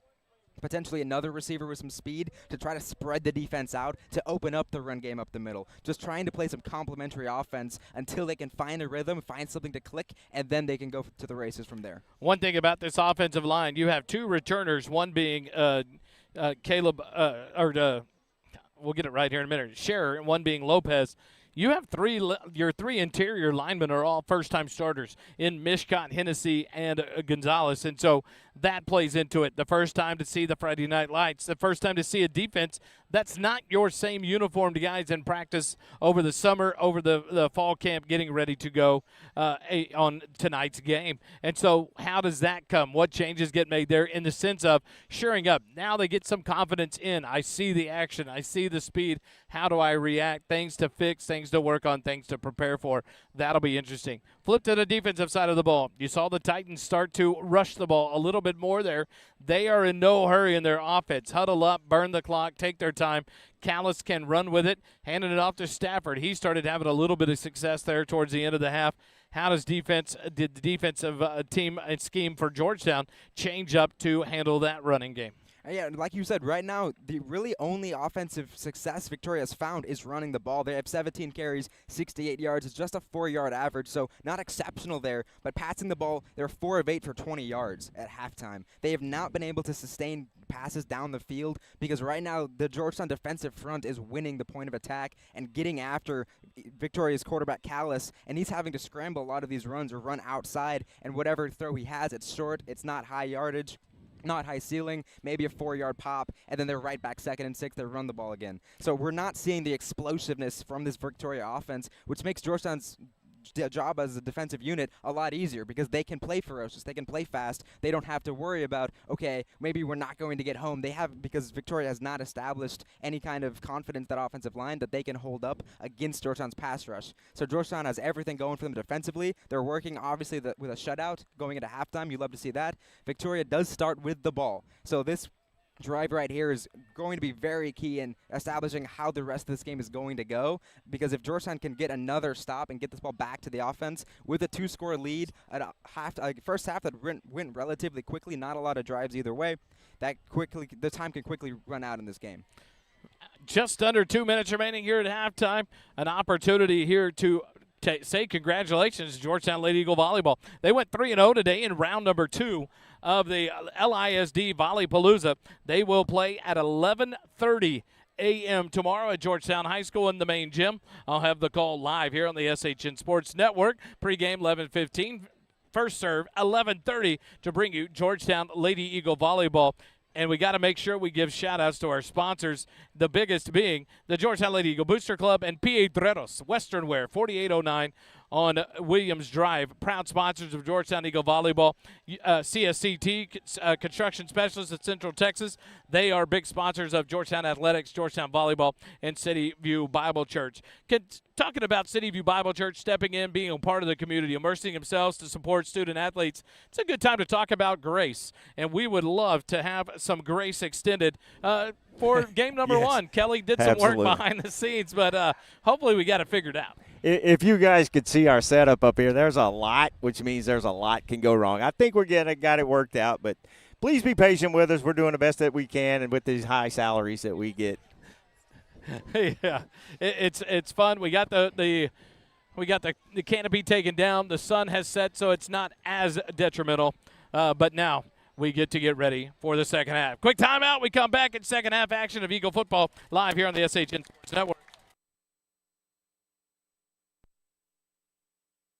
Blair Hogue with the Hogue team of Fairway Independent Mortgages, your local lender. With over 22 years of experience, Blair and his team are here to guide you through every step of your home journey. Whether you're buying, refinancing, or pulling equity out for debt consolidation or home improvements, when you think mortgage, think Blair Hogue with the Hogue team. We are conveniently located on the square in Georgetown. Visit us today or call 512-717-9912 and let's get started on your path to home ownership.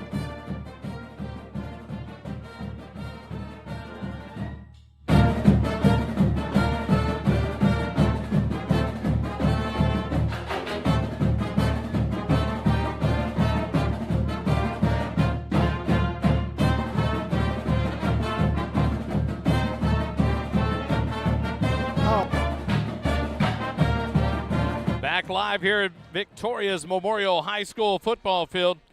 And we get ready for half number 2. Liam Capra to tee it up for the Georgetown Eagles to kick it away. And just what we thought, Dave, Georgetown's going to go against the wind here in the – no. Yes. Oh. Georgetown's going to go with the wind in the third quarter. So we will kick it away left to right. Tell you what, it's an opportunity here while we wait for Victoria East to get ready and get the Georgetown and Victoria East to get the inflatables off the field. Honey Baked Ham of Georgetown, a brand new location across from Culver's on Williams Drive. Had breakfast this morning with several of the football dads. They picked up tacos to take to the players back at the locker room. And what an opportunity. Go out and support the Honey Ham Company there. Man, it was good. They have good food, and they are all about supporting Georgetown High School sports and jumping in to get involved in the community. Go give them a visit out there on Williams Drive. And they don't even pay us to say it. Nope. Kickoff by Capra will go deep. It'll be fielded about the 10-yard line. Off to the 15, 20, out to the right side. Breaks the tackle about the 21, and then stacked up and taken down there. The return by Tyron Stafford on the kick return for the Titans. And that's where they'll take over. 1st and 10. See where they spot it now. It's at the 22-yard line. 1st and 10 for the Titans. So Georgetown on defense. Had a good defensive first half. So we'd love to watch them have a good second half here. We'd love a quick 3 and out. Get the offense the ball back here in the second half. 11:52 remaining. Tennyson Dean back on the front line there with Jesse Espinoza, along with A.J. Stevenson. Trying to see that last number. I believe it's big number 90. Maybe Tyler Leininger. We'll have to see. Callis in the shotgun. Snap back. He'll turn and hand it off. Stafford comes left side. Tries to juke. Stiff arm. Goes out wide. There comes the flag. And Stafford run out of bounds at about the 27-yard line. There's a flag thrown at about the 25-yard line. We'll see what the flag is here.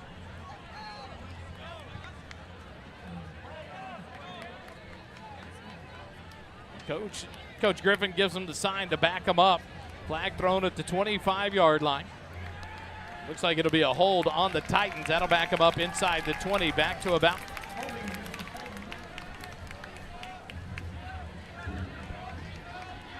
Now it's spot about the 15.5-yard line, right between the 15 and 16.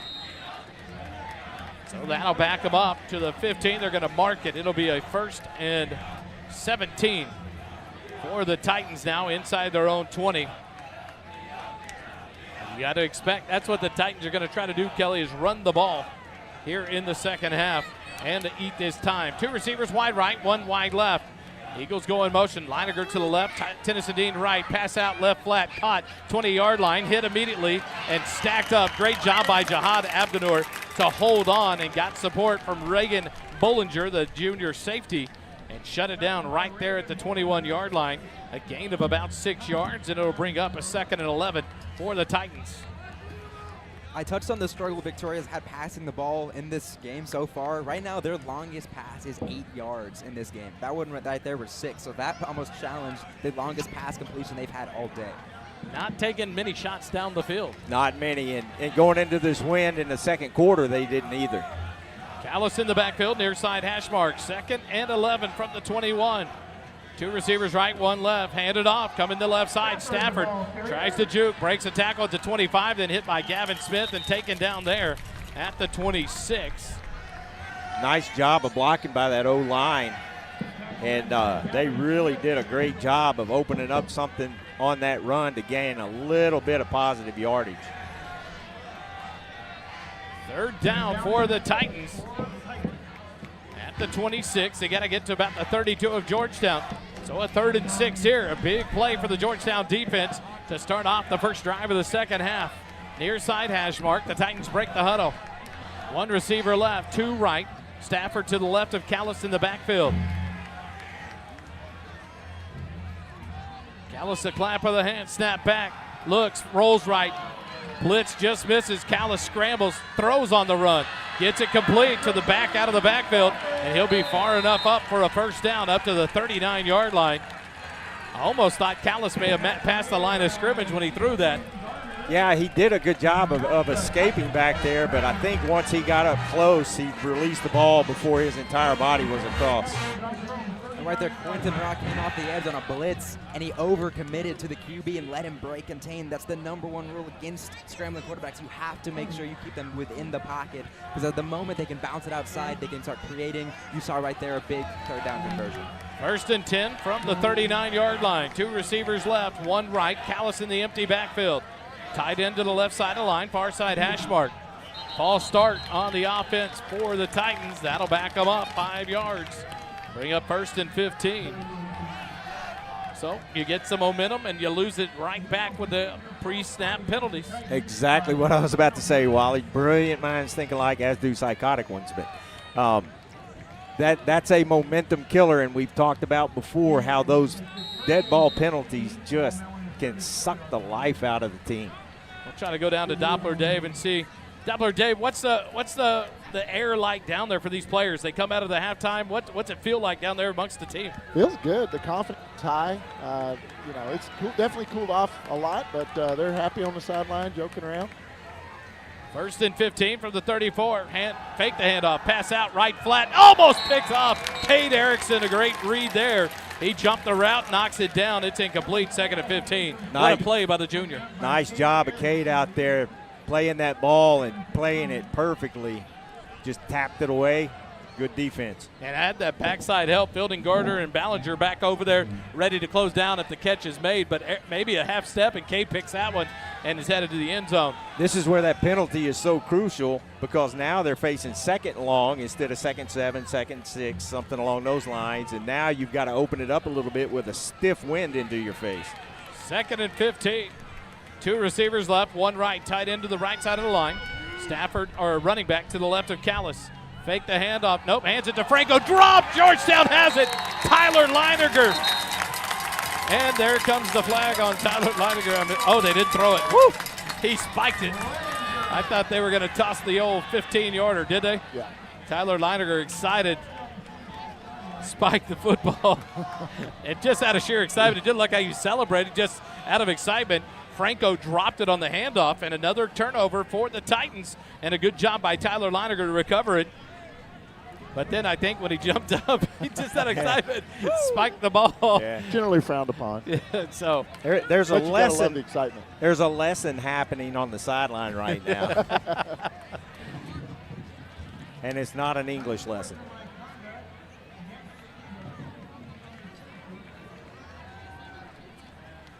So it'll be a 15-yarder on Georgetown. The good thing is the 2 penalties that have come against Georgetown have come after the turnover the possession has changed. Right. So Georgetown will have it 1st and 10 at their own 40-yard line. So the defense does their job again. They get a stop, and the offense will get a chance here with 8:33 left in the 3rd quarter.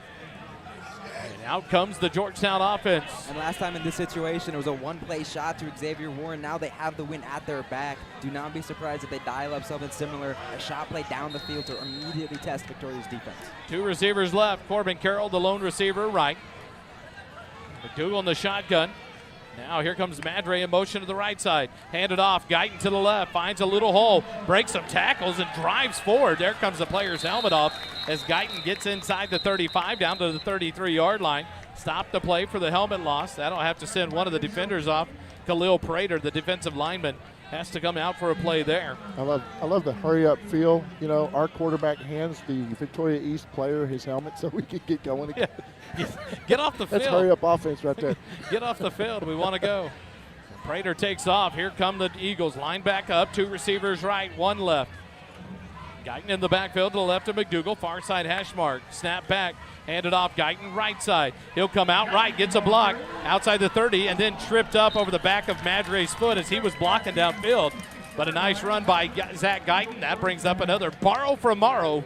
1st down for Georgetown inside the 30-yard line. Good tough run, and if he could have kept his feet under him, he had a little bit of opening out there because the receivers were blocking, but he actually tripped over the foot of one of the receivers out there blocking. And Copeland Madre turned around and clapped his hands like, I didn't mean to.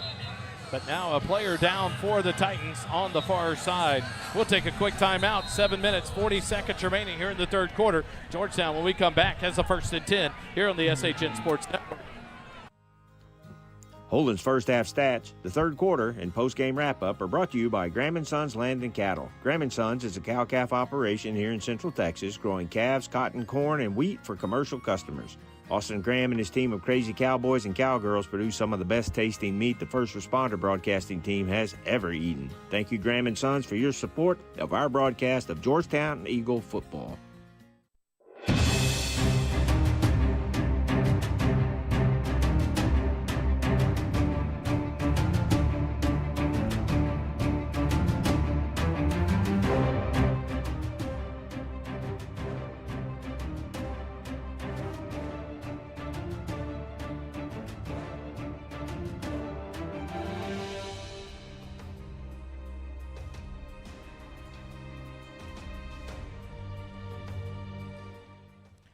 Back out of the injury timeout. Number 75, Israel King, the junior defensive lineman, able to get off the field with a little bit of assistance, so hopefully he'll be all right. Georgetown's offense huddles up here on the near numbers. Gets ready to take the field. 7:40 remaining here in the 3rd quarter. Madre and Carroll go wide left. Xavier Warren wide right. Zach Guyton in the backfield to the right of Caleb McDougal on 1st and 10 from the 26-yard line of the Titans. McDougal calls out the play. Clap of the hands. Ball's back. Fake the handoff. Look right, throw right. But Xavier Warren came in. McDougal went long. Miscommunication, incompletion, 2nd and 10 for Georgetown. Xavier got tied up out there on the edge, and if that ball was closer to him, they may have called something, but that far away from it, the ball was nowhere near catchable. I think somebody ran the wrong route or threw the wrong route. And Xavier just looked up to the coach and kind of tapped his chest like, that was on me. Yeah. That's what I like. Xavier's such a team player. That's why he's being recruited heavily, committed to UCLA. He's a great athlete, but he's also a great young man and a teammate. Very, very good teammate and leader. Something that Doppler David I saw during the scrimmage against Stony Point. Taking his time was off the field, now working with other receivers, making them better to make his teammates better, even in the situation. Handed off, Guyton to the right, stutter step, and then he's driven back. Whistles come, and the play is blown dead. A nice tackle there by number 45. Noah Shepard as Guyton gets to the hole and driven backwards. That'll bring up a long third and about 12 now for Georgetown. Back to the 28-yard line.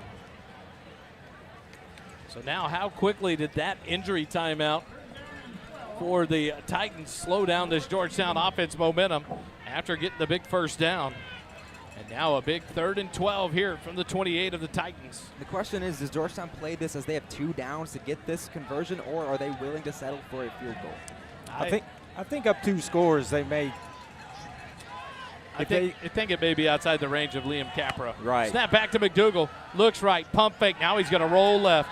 Got a man in the flat. Guyton, but the ball, not one of the best balls thrown by Caleb McDougal. It's incomplete. And that'll bring up 4th and 12. I don't know if that was a designed roll. If it was very effective because he was out there all by himself. That ball just out ahead of him just a little bit. So it looks like Georgetown will go for it here on 4th and 12 from the 28-yard line.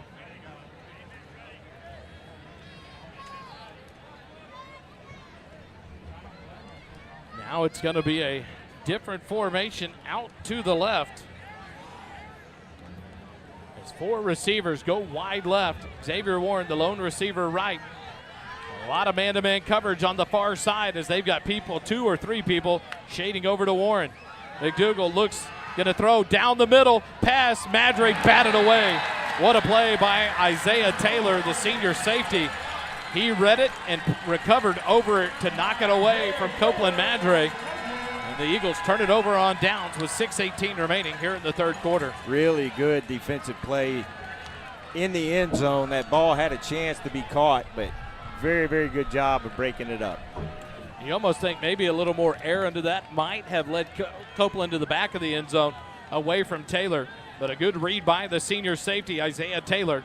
Bats it away, and the Titan offense comes back on the field. 6:18 remaining here in the 3rd quarter. They have it 1st and 10 at their own 28-yard line. New quarterback on the field for the Titans. That'll be number 18, Xavier Valadez. Maybe more of a passer here for the Titans offense.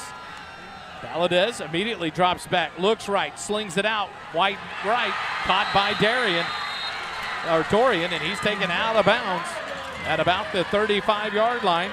That'll be a gain of about 7, bring up 2nd and 3.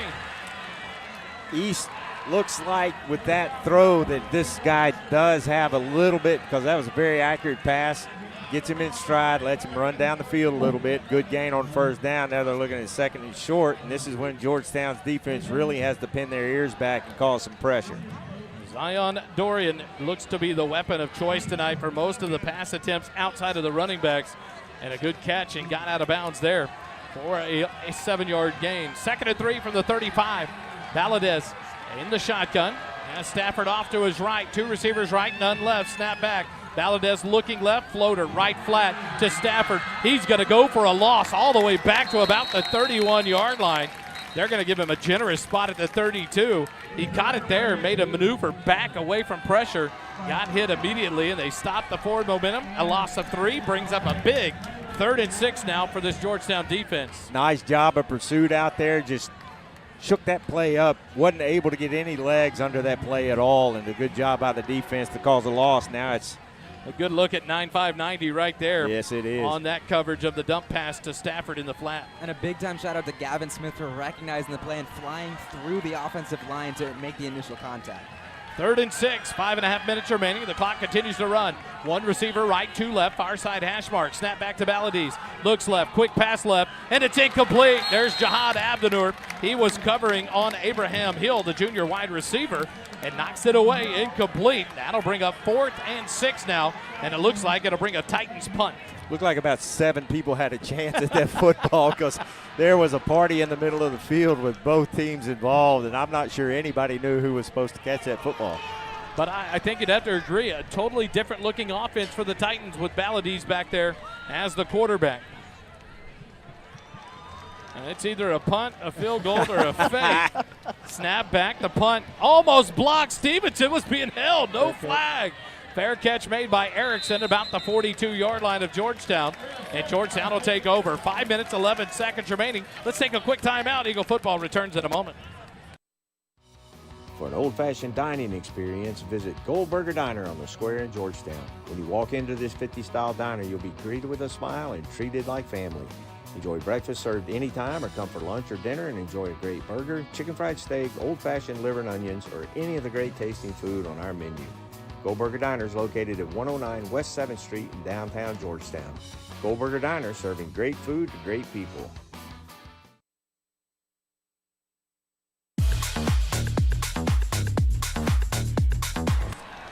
Back here live. We go to action. Georgetown 1st and 10. Trying to figure out where they want to mark it. Now it's moved up to the 44, back to the 43. Some proverbial referee ping pong going on the field, but Georgetown's going to have it. 1st and 10. Hey, shout out to Brightside. Camp Brightside, home of the Coaches Show. They're watching live tonight back in Georgetown. Thanks for bringing the game live to us. We'll see you Wednesday night for the Georgetown Eagle Nation Coaches Show. Snap back, pass out, left flat, catch made. Up past the 45, 50. There's Copeland Madre into tight territory. It's a Georgetown first down for Barrow from Morrow, first down. Nice job of the Eagles there, running just a quick hit out there on the edge, gaining some extra yardage, and that's exactly what they needed to try to keep this going. 46-yard line, snap back, McDougal handed off. Seward right side, finds a hole, stiff arm, outside the 40, 35, 30, up to the races, 15, 10, 5, touchdown, Georgetown. Western Seward finds the outside, the old stiff arm to get past the defender, and he takes it to the house. Beautiful run. Out to the edge, getting out there and or going off tackle actually, and scooting out. And you saw some speed there, and nobody was catching him. What a run by the junior running back, Western Seward. He gets his first varsity touchdown and takes it to a 22nd touchdown. That's right, of the night. 4:53 remaining. Liam Capra lines up for the extra point. Snap is back, and the Oak Ridge Disciple House extra point is good. 21-0. Georgetown leads it. 4:53 remaining here in quarter number 3. We're live from Victoria High School in Victoria, Texas. Quick timeout. Eagle football returns in a moment. First Downs are sponsored by Barrow from Morrow. Longtime supporter of our broadcast, Matt Morrow and his team are dedicated to providing the best mortgage experience possible. They do that by offering easy-to-use mortgage tools, including a handy mobile app, competitive rates, and assistance from experienced loan officers. Matt's loan officers understand local markets, have access to a wide variety of loan programs, and are ready to guide you through the process. Your family, your future, our focus. For your mortgage needs, remember Matt Morrow, Barrow from Morrow. For more information, visit borrowfrommorrow.com. NMLS number 464148.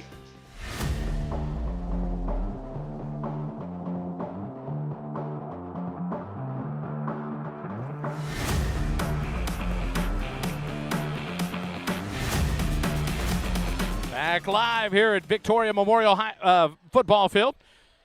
But now we got time to say it again. Camp Brightside, it's home of the Eagle Nation Coaches Show. We'll be live there Wednesday, 6 p.m. It's Coach Griffin joining us to talk Eagle football, to talk about this game, and to look forward to talk about next Friday night's home opener against the Belton Tigers at Birkelbach Field. Come join us live there at Camp Brightside. Beautiful place for the Coaches Show. We love it. We'll be out there on the patio and bring you Eagle football talk with Coach Chuck Griffin and a couple of players of the week. Liam Capra will drop back to kick it off for Georgetown. 4:53 remaining here in the first half. Third quarter. I'll get it right in a minute. I'm so excited. Capra will kick it off deep down the middle of the field. Drifts towards the far side. Caught by Dorian at the 15. Up past the 25. Out inside to the 30. 35. Nice run there by Zion Dorian. He'll get up. Past the 35-yard line, a nice kickoff return there for the Titans, and it almost got over his head. Yeah. But a great return gives the Titans good field position here. 1st and 10 at their own 37-yard line. With the Eagles being up like they are right now the danger is them relaxing, getting comfortable. That kick return may have put some life into this Titan offense and see if they can take advantage of some pretty good field position here. So this defense really has to stay focused and locked in on their task. Xavier Balladis comes back out on the field as the quarterback. He's got Franco offset to his right side in the backfield. One receiver left, two right, middle of the field.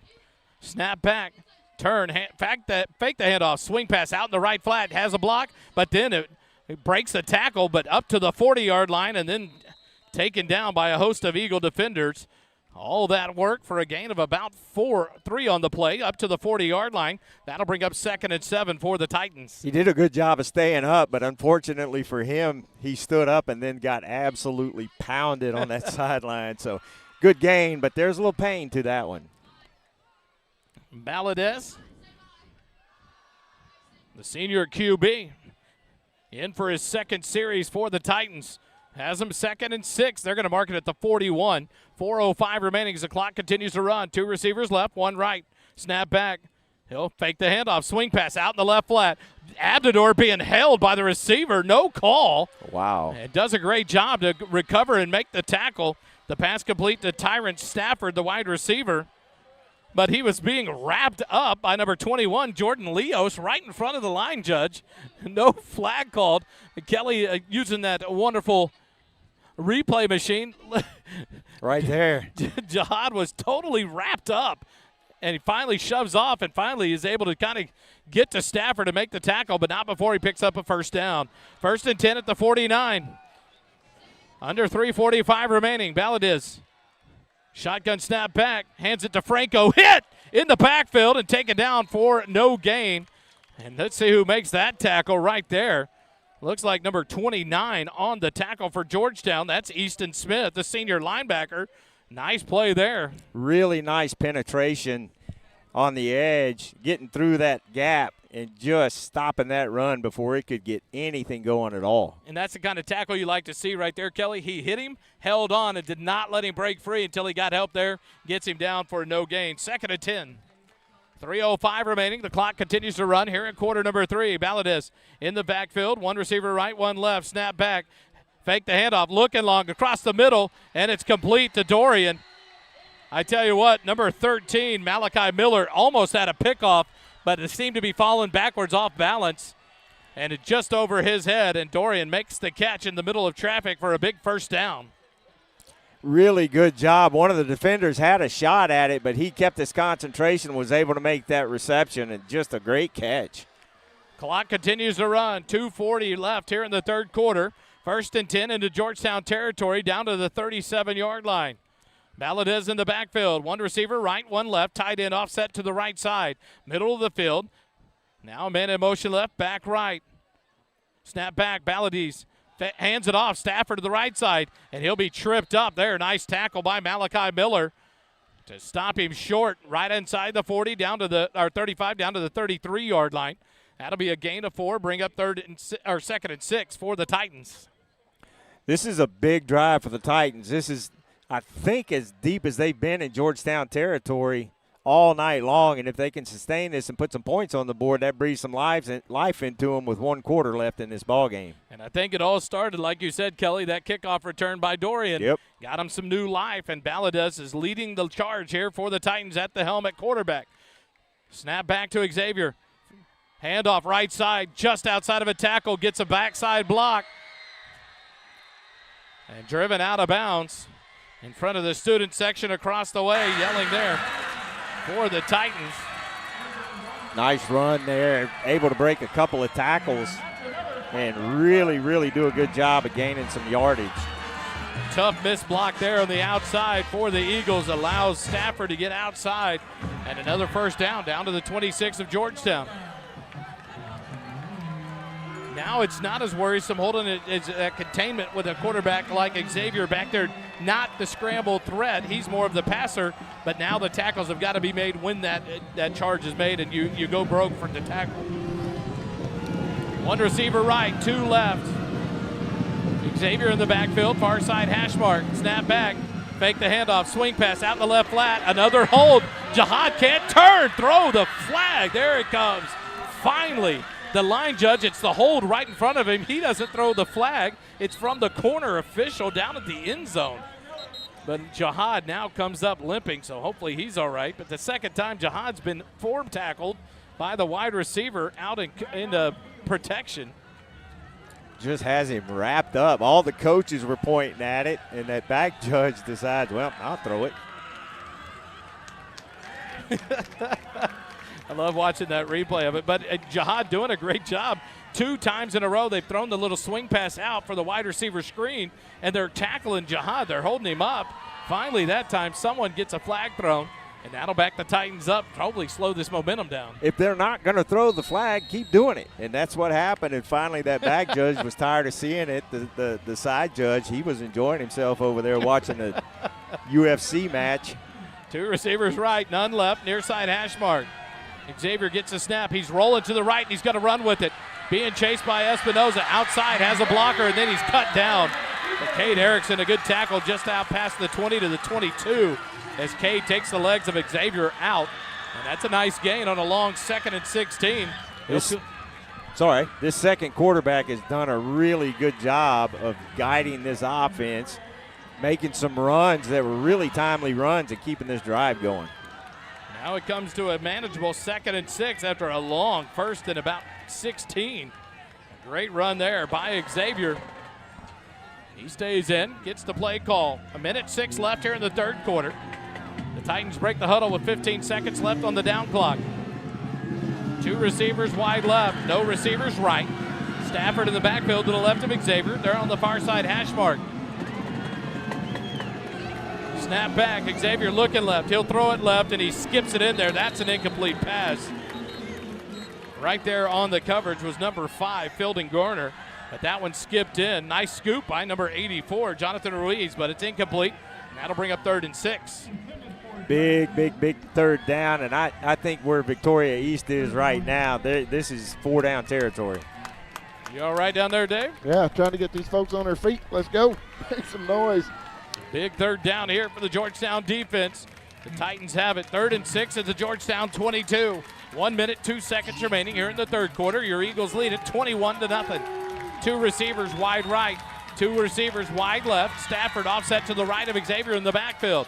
Now a man in motion to the left side. He'll stop, set up to the left of Xavier. Snap back, fake the handoff. Nope, handed off, and he's hit and dropped immediately. What a job.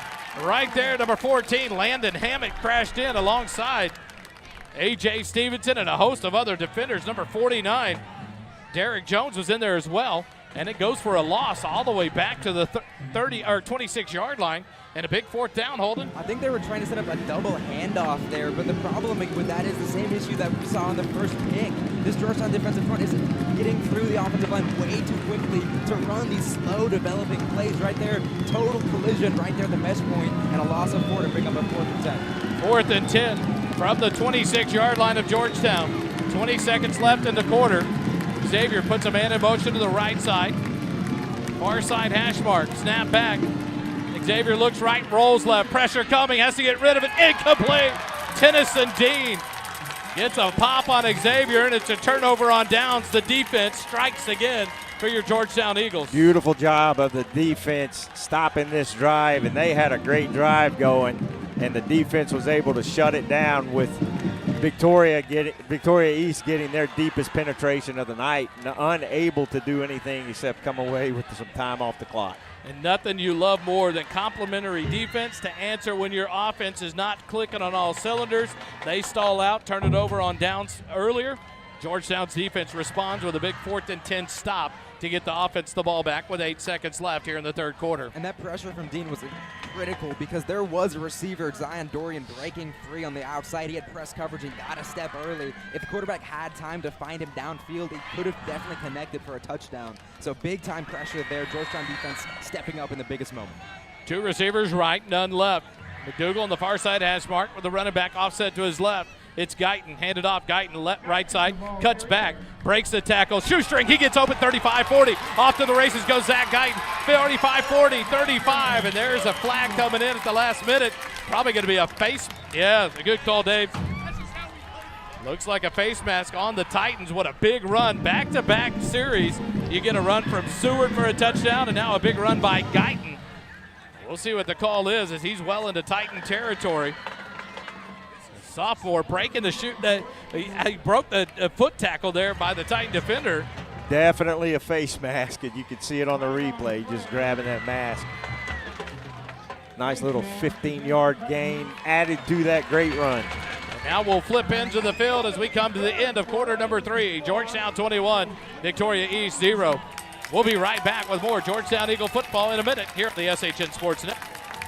Insurance, financial, and HR services are more valuable when they consider your specific needs. That's why Higginbotham Insurance Brokers works hard to understand your priorities so we can get you covered on day one and provide year-round value. From risk management and claims advocacy to benefit plan design and administration, the specialists of Higginbotham are here to turn your uncertainties into possibilities. Contact Jay Hubenak at 737-245-1303 or visit the website at higginbotham.com.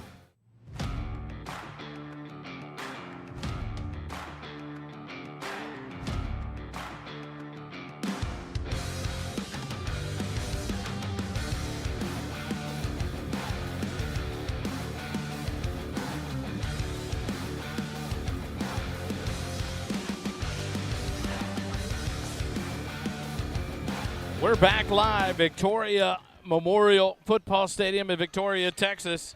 Just a hop, skip, and jump away from Georgetown, Texas.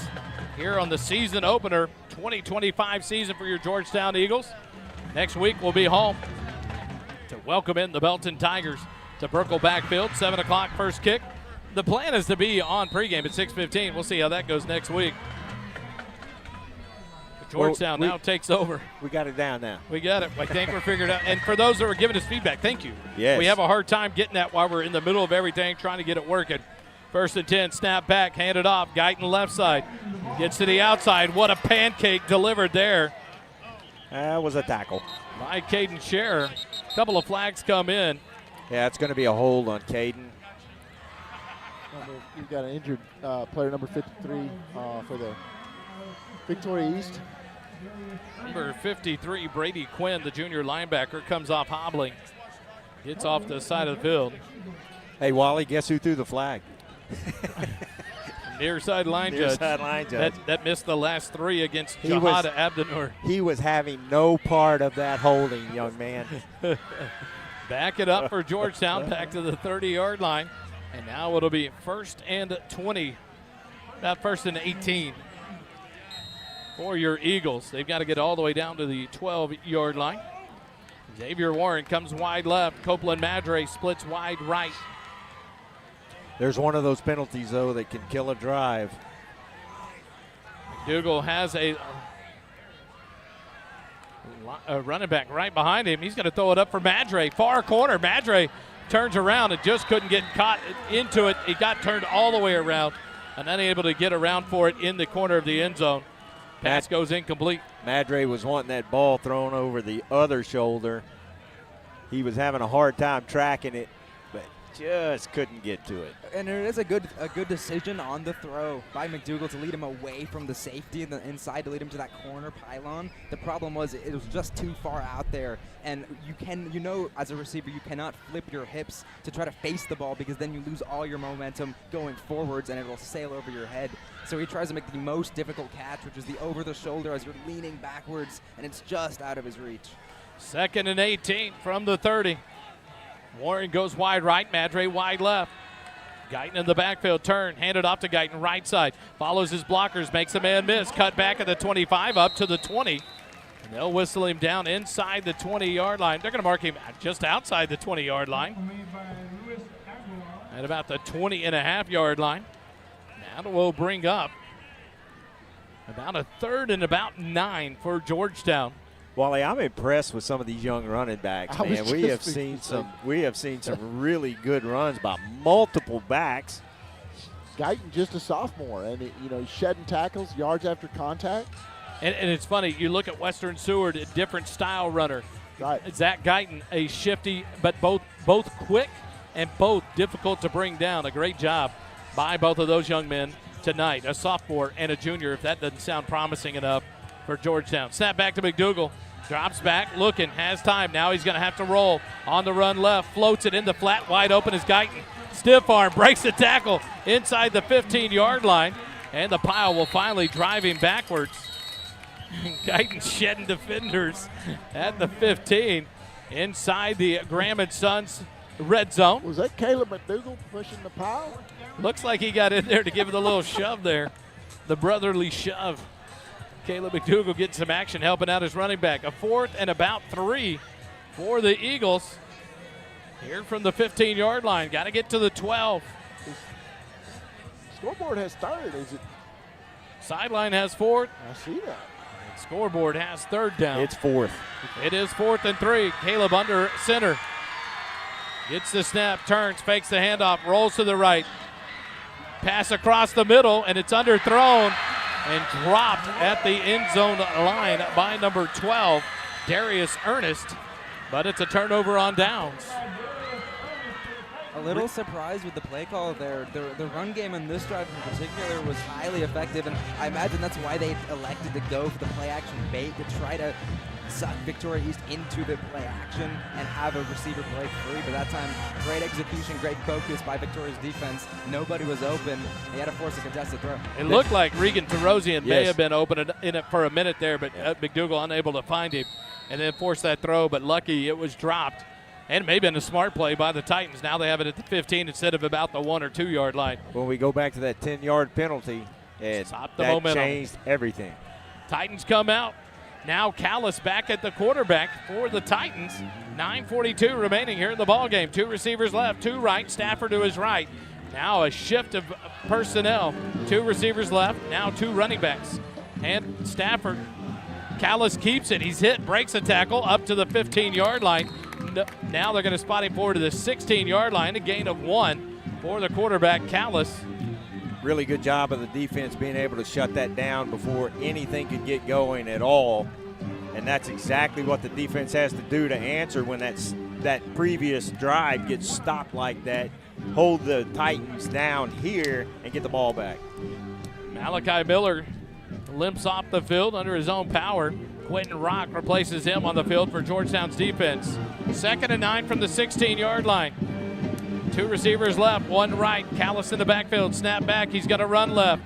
Gets a block outside. Quentin Rock can't get him, and he's pushed out of bounds by number 5, Fielding Garner. He'll get up to about, see where they mark him out of bounds. It'll be about the 22-yard line. Absolutely a designed quarterback run because he was never looking at any of the receivers. It'll be at the 22. It'll bring up 3rd and 3 now for the Titans. And all the momentum and the movement they had in the last couple of drives with Xavier back there at quarterback. Kind of surprised to see Callis back on the field at the quarterback position for the Titans. They break the huddle. 8:54 left here in the ball game. 2 receivers right, 1 left, empty backfield. Snap back to Callis. He's looking left. Now he wants to run. Steps up, going to throw it. Nope. And then a shovel pass throws it out of bounds as he was popped by Landon Hammett, the linebacker. And he throws it away just last minute for the incompletion. It brings up 4th and 3 for the Titans. Smart play by the quarterback because he was trapped back there. He wasn't going to get the first down, so he just tossed it, lived to fight another day. And that 4th down is going to be another stop by this Georgetown defense as they bring out the punt team for the Titans. How about that Georgetown defense? I tell you what, they are doing a job tonight. Dave, I know where you were going. Yeah. I know where you were going, and Yes. you didn't want to jinx it. Yeah, I did not. I was going to say a thing. The Georgetown Eagles have yet to give up a point to Victoria East in all 3 matchups this week. And so a big job by this defense, and now a late flag comes in from the back judge.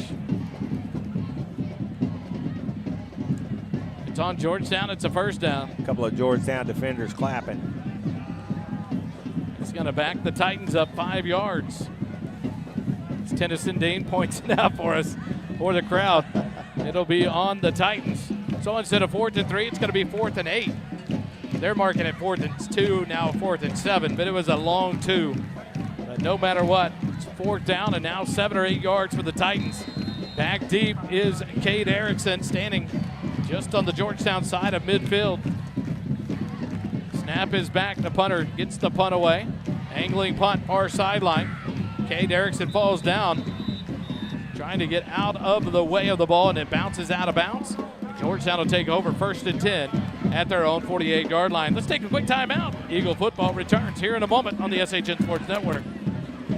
The Golden Rule is located at 606 South Church Street in Georgetown. The Golden Rule offers an amazing menu and even better atmosphere. Enjoy a wide variety of menu items like Cantonese riblets, Texas fried quail, roasted beet salad, an elk double smash burger, and much, much more. Join us for Sunday brunch with a delicious selection of food and drinks. Give the menu a look at goldenrulegtx.com. The Golden Rule, above all else, goodwill, friendship, and kind regard.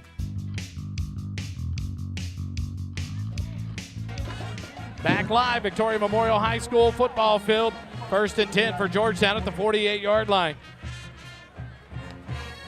Snap to McDougal, handed off. Seward, right side, gets outside the numbers, 50, 45, drives forward, runs over defender up to about the 40-yard line. It'll be close to a 1st down. Nice play on this first play of the drive to be able to gain a 1st down. This running game with these younger backs is really starting to impress. Lots of weapons back there for McDougal behind him with Guyton and Seward. But Dave, Kelly, that 1st down, who's that brought to us by? That 1st down is brought to us by, I forgot. Matt Morrow. Matt Morrow. Morrow. Man, I've got so many buttons and things going on and bells and whistles, first game and my mind doesn't work well anyhow. So 8:24 remaining, two running backs. Handed off, Guyton right side, follows Seward to the right side, gets some blocks, goes to the right, outside the 40, down to the 35-yard line where he's run out of bounds. You know, and I want to say at one point when number 27, I think Weston Stewart, came off the sideline after that touchdown, the first person to give him a high five was Jet Walker, the West Virginia commit. That was awesome. Now they're going to mark him at the 36-yard line. 2nd and 4 for Georgetown. 8:17 remaining in the ball game. If you want some more sports action tomorrow, Georgetown High School volleyball plays in the bracket day of the LISD Volleypalooza 2025. 11:30 is the first match for Georgetown on the main gymnasium floor at Georgetown High School. Come join us. We'll be live 11 o'clock pregame, 11:15 first serve for the Lady Eagles. Snap back to McDougal, handed off. Seward right side, breaks the tackle and gets out to the 35. A gain of 1, but it stops the clock. That'll bring up 3rd down now for the Eagles. And not to pat myself on the back a little too much, but during that halftime show, Oh, Lord. I did mention the fact that Georgetown, ideally, to open up this offense, would start running the ball in that offensive line. If they could congeal and mesh together and start pushing and winning the line of attack, line of scrimmage, rather, this offense is going to kind of explode, and we've seen that here in this second half. Just one more touchdown, but more consistent drives, eating up a lot of clock, and especially on this with this ground game. A big 3rd and 3 for Georgetown. 8:11 left in the ball game. Snap back, handed off. Guyton right side, inside the 35, and he's going to be stopped there at the 34-yard line. That'll be a gain of 1. Bring up 4th and 2 now. The thing is, though, Kelly, I kind of looking at this, that's 4 runs in a row, all to the right side, all in the same formation. You wonder at what point they're sitting on these runs now. Yep. Georgetown's at some point going to change something up to get some misdirection or anything working away from that short sideline. I wouldn't be surprised at some point to see him use Caleb's legs a little bit. I mean, he's not blazing fast, but he's got good speed. He's quick on his feet, and he's got good field vision. So this may be an opportunity for him to do something with his feet to get this 1st down. Wait till his mom hear you say that. But the only fear in that is your backup quarterback is a sophomore. Right. You've lost your 2 returning with experience as J.D. Lindstetter moved out of the area to Magnolia, and Glandorf no longer with the team. And so you have a Royal Mitchell, the sophomore backup. You don't want to take a chance with getting your starter hurt. Quick timeout. Eagle football will continue in a minute. 7:17 remaining. They lead at 21-0. Stay with us. For all the fly fishing, hunting, and outdoor enthusiasts, River and Ranch Provisions is your one-stop shop for the gear you need. River and Ranch offers a large selection of outdoors and hunting supplies. Cody, Brad, Sam, and Tim have put together a high-end outdoors outfitter with high-quality services to make everyone feel welcome and important, regardless of your experience level. Come see what we have to offer at 807 South Austin Avenue in Georgetown, or visit our website at rrpgtx.com.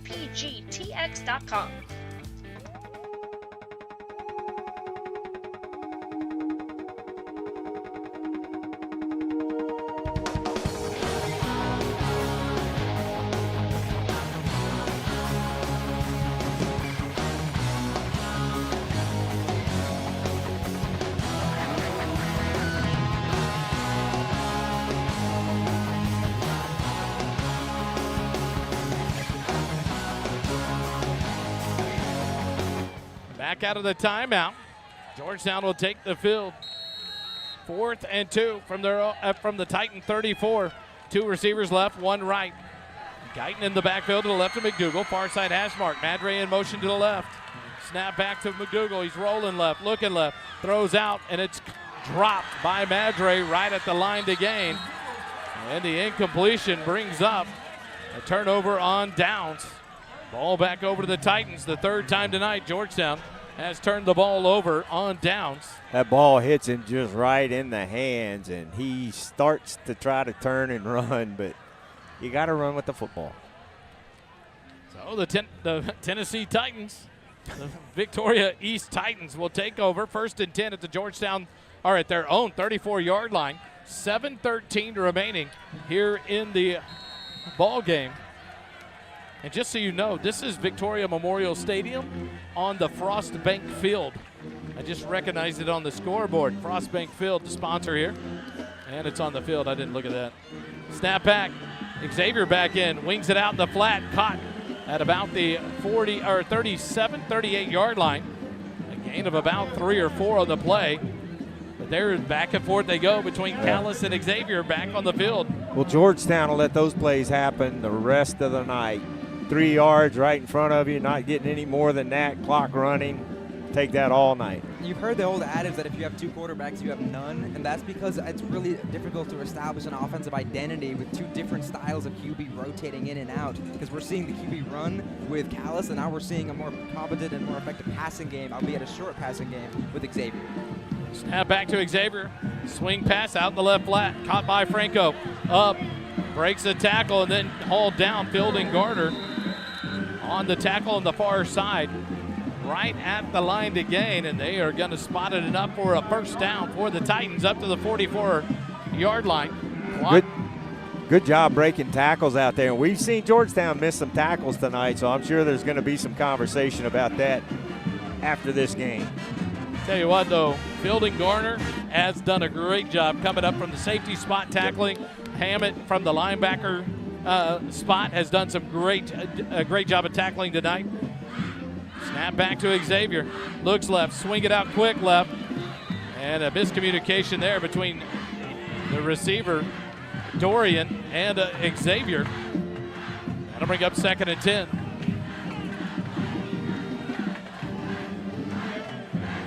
Second and 10 from the 45. Georgetown band getting after it here in the stands beside us. Battling across with the Titan band across the way. That's the one thing. The Titans have not changed their process all night long. They sit in the huddle, they take their time, and let the clock run. That song they're playing by Chicago was recorded before some of those kids' parents were even born. Snap back to the quarterback. On 2nd and long, Xavier tucks it. He's going to run right. Cuts back, and he gets popped there. Helmet comes off. So that'll take Xavier out for the play. A nice pop there by number 35 for the Eagles, Landon Carr, the senior linebacker. But a big 1st down run by Xavier. That'll bring Callis back on the field to take the next step after Xavier's helmet came off on the pop by Carr. 1st and 10 on the Georgetown 45-yard line. And the answer from the band. The Titan band across the way. Break out some Crazy Train. I'm going nuts. First and 10 for the Titans. 5:25 remaining. Clock continues to run. Callis hands it off to the left side. Stafford cuts in 40 up to the 38-yard line. Marking bet the 38, 39-yard line. A nice gain on first down. Brings up a manageable 2nd and 4 for the Titans. Clock continues to run.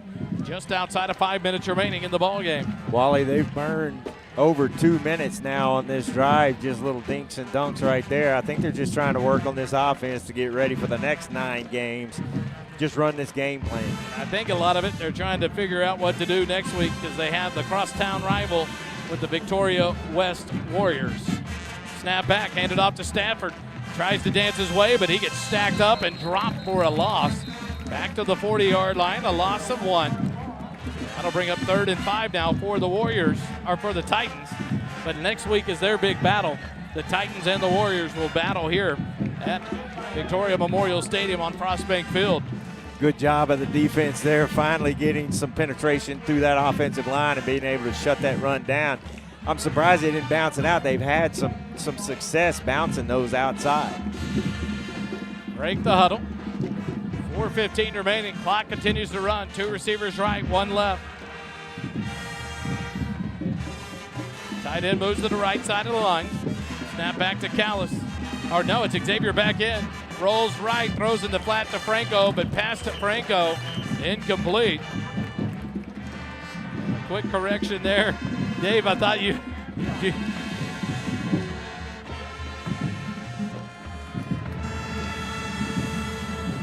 that. But a great job by the coach to grab it quickly. Hey, let that go. We don't need a 15-yard free penalty given up there. A costly one that would have been on Carr there. Now brings up 4th and 5 for the Titans. They've got to make it to the 35 of Georgetown to pick up a first down. Xavier in the backfield. Empty set. 3 receivers. Split to the right with the tight end on the right side. Dorian, the lone receiver, right. Now Franco goes a motion left. Fake the handoff. Xavier rolls right, being pressured. Breaks the sack. He gets pop balls out. Fumble. Eagles pick it up. The big man's rumbling, stumbling. Who was it? Is that A.J. Stevenson? Number 99. Number 99. Senior A.J. Stevenson. He picked it up and rumbled and stumbled. Kelly, let's watch the replay. How about the Got away from one, but didn't get away from a second. Got a hat right on the football, and then the big man scoops it, and he saw the end zone. But unfortunately, he is a lineman and not known for his speed. But that was a great, great play and stand by this defense. And that's just deflating if you're Victoria East, because that's it. Another turnover for this Georgetown defense tonight. The offense will take over. 1st and 10 at the 35-yard line of Victoria East with 3 minutes, 50 seconds remaining. Replays are brought to you by J. Byron Custom Homes, new sponsor of our broadcast, and we appreciate them jumping into the mix. McDougal in the backfield, middle of the field, 1st and 10. Snap back, hands it off, coming left side. Outside the numbers, gets a block, cuts outside, 15. Inside the 10, making men miss, makes a miss again inside the 10-yard line. What a run. Golly. Wow. Number 27. Hey, Wally. Western Seward. Watch on this replay. That side judge does not want to throw a flag on that hold right there. Got away with one there, but we'll take it. What a run by Western Seward and Georgetown inside the Graham & Sons red zone down to the 8-yard line. A beautiful run by the sophomore Western Seward, or the junior Western Seward, the 5'11", 175-pound running back. The Eagles have it 1st and goal. And with that carry, he's now eclipsed 100 yards on the night on 7 carries. Wow. 7 for 100 with 2 scores. That's good, right? I think so. Okay. I thought so. He may get some more playing time. Yeah, he's a great baseball player. McDougal doesn't like what he sees, takes a timeout. We'll take it with him. 3:14 remaining in the ballgame. Georgetown football returns in a minute. JMT's provides customized apparel and promotional items to small businesses, schools, and nonprofit organizations. Our services include screen printing, embroidery, and promotional items. Our game-changing direct-to-film printing allows JMT's to print full-color graphics on your garments. JMT's has the experience and confidence to take on any order. Visit the website at jmts.com or call us at 512-388-5555.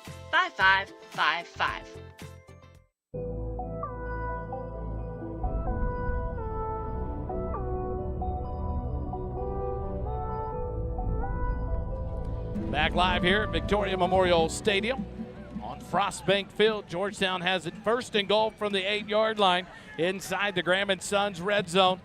Kelly, you were saying it, and you said it right. We love adjustments. Halftime adjustments for Georgetown. Halftime adjustments for first responder broadcasting. I tell you what, we may not be perfect, but we're going to get it right at one point or another. We appreciate the grace on your part, the viewer. We thank you so much. First and goal. It's one receiver right, none left. Now Warren dumps out of the backfield. McDougal hands it off. Seward cuts back 5. Touchdown! Western Seward, his third tutty of the game. Holden, 3 tuds. You cannot ask for a better first game experience. Has 8 carries, 108 yards, and his third touchdown of the night. 3 of the 4 scores Georgetown has today. And we were talking about who's going to step up in the absence of Jet in the second half and most of the first. And it's really been running back by committee, and both have been highly, highly impressive. Guidance, 12 carries, 94 yards. This run average is 8.8 yards a carry right now.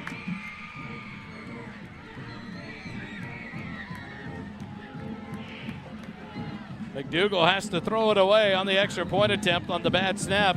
They had an extra kicker in there to try the extra point. That was number 30, who's not even on my roster. So don't know who was going to try the extra point, but it was brought to you by Oak Ridge Disciple House. Shout out to Josh and the Oak Ridge Disciple House. 15 years a sponsor of SHN Sports, and we just appreciate Josh and everything that he and what the program at Oak Ridge Disciple House in and of itself is. We thank him more than you guys know. Look them up, support them. That is a great ministry to help men in recovery from addictions and helping them to find a new fight in life, to not give up and to find a new way, and they have touched so many lives. Josh is not only a sponsor, but I'm proud and privileged to call him a good friend. I love that guy. He's just a genuinely nice, decent, caring human being, and we need more Josh Harrises in this world. Josh, if you're listening in, buddy, we love you. Thanks so much for your support of this broadcast, not only monetarily, but your encouragement to us in bringing these games to the great folks who are watching. And he has one of our favorite clips ever on our broadcasting when the laugh of life. Oh, we love it. That. I've got score updates whenever y'all want. We'll go with them in just a second. The kickoff by Georgetown here. Liam Capra, a little floater just over the line. It's going to bounce and recovered by the Titans just past the 35-yard line. 3:04 remaining. Dave, what you got? Last night, Leander lost to Pflugerville Panthers 21-14. At Leander. At Leander. Yeah. Last night, Round Rock Stony Point bested Georgetown Eastview at home, 42-20. Right now, fourth quarter, they've got Medina Valley over Leander Glen Grizzlies, 44-26. And then Lake Belton is losing to A&M Kinsall 37-10 early in the fourth quarter. Leander Rouse is beating Pflugerville Colony 27-14 at halftime. It's got to be updated soon. And then Killeen Harker Heights is beating Cedar Park Timberwolves 52-28 with 7 minutes to go in the fourth. And then Kyle Lehman Lobos is losing to Killeen Chaparral Bobcats 26-3. It says the second quarter score, but I don't believe that. The pass attempt from Xavier to his receiver, number 11. Abraham Hill is incomplete. Pass went out of bounds as Xavier throwing on the run. Brings up 2nd and 10 now for the Titans. I think that right there and the reception by Dorian earlier are the longest pass attempts we've seen from Victoria all today. Most of their passes are short, either screen games, flats to the outside, some low ceiling, high completion type looks just to get the ball out of the quarterback's hands. And the problem is it's not really going to push you down the field that quickly. Xavier in the shotgun. 2 receivers right, 1 left for the Titans on 2nd and 10. Handed off to Franco left side, and he's going to be bottled up and taken down. Just gets back to the line of scrimmage to save from a loss. And a big tackle there by number 95, Jackson Schaub, the senior DL. He hit Franco quickly and rode him to the ground with some help from his fellow defensive counterparts from Georgetown. And what a job. I think the talk tonight has to be Georgetown defense. Yeah. Yeah, they have really, now they can just pin their ears back and go to the football. And they've done a really, really good job. When the offense was struggling some, trying to get their feet under them, this defense really held East in check tonight. Starting to see some new faces on the field for the Eagle defense. William Denner here on the near side. Alongside Liam Nelson, the senior DB. Throw to the left side. It's overthrown over Dorian out of bounds. He was covered by Cade Erickson. And right there closing in with Cade was Liam Nelson. That'll bring up 4th down and 10, and that'll bring out another punt from the Titans. And Coach John Ford. How do they do the 2-minute warning then with 2:09? Is that going to be after the punt? Yeah, after the punt. All right. As close to the 2-minute mark as possible. Hey Wally, there's Yes, there's some very nice comments in the chat about the replays. The replays are only possible because of our sponsors. So if you get the opportunity, please let them know you appreciate what they're doing to help our broadcast. Punt to the far side will go out of bounds. Georgetown will take over with 2 minutes and 1 second. So they'll actually run one play and then get the 2-minute warning here in the fourth quarter. Georgetown leads it 27-0. They let one tick go off the board. So now we'll take the 2-minute warning. Quick timeout. Eagle football returns in a moment. The Golden Rule is located at 606 South Church Street in Georgetown. The Golden Rule offers an amazing menu and even better atmosphere. Enjoy a wide variety of menu items like Cantonese riblets, Texas fried quail, roasted beet salad, an elk double smash burger, and much, much more. Join us for Sunday brunch with a delicious selection of food and drinks. Give the menu a look at goldenrulegtx.com. The Golden Rule, above all else, goodwill, friendship, and kind regard.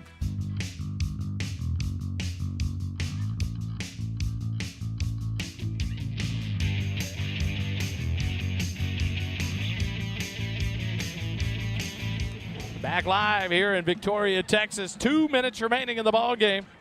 Got a chance to wave at my boy, Big Tasty, there on the sideline. A.J. Gonzalez, the junior right guard. The Eagle offense will take over with 2 minutes remaining here in the ball game. Do we see Royal Mitchell come out, the quarterback? And we do. Number 10. He is a sophomore. Number 10, let's pull up his stats right quick. 6 foot, 165-pound sophomore Royal Mitchell in the backfield for the Eagles. Snap back, he'll hand it off. Nope, swing pass out in the flat, but it's incomplete through the hands of the wide receiver there on the far right side, number 80, John Turner. That'll bring up 2nd and 10 with 1:56 remaining. We'll save his first replay for a completion. Coming in defensively or offensively on the O-line, here comes Caden Scherer out of the ball game. The big Stanford commit will get a break as number 72, Braden Sanso, the senior offensive lineman, comes in for relief. Shearer is so big, man. You go stand by that kid and you're like, are you 40? Dude, he's just so big. Just a measly 6'6", 275. I'd hate to feed him. 2nd and 10. 2 receivers left, none right. Snap back to Mitchell. Handed off, coming near side. Guyton cuts back right up the middle, and he'll fall forward all the way up for another Georgetown Eagle first down. Night. It did, yes. Now Guyton has 13 carries for 105 yards. Outstanding.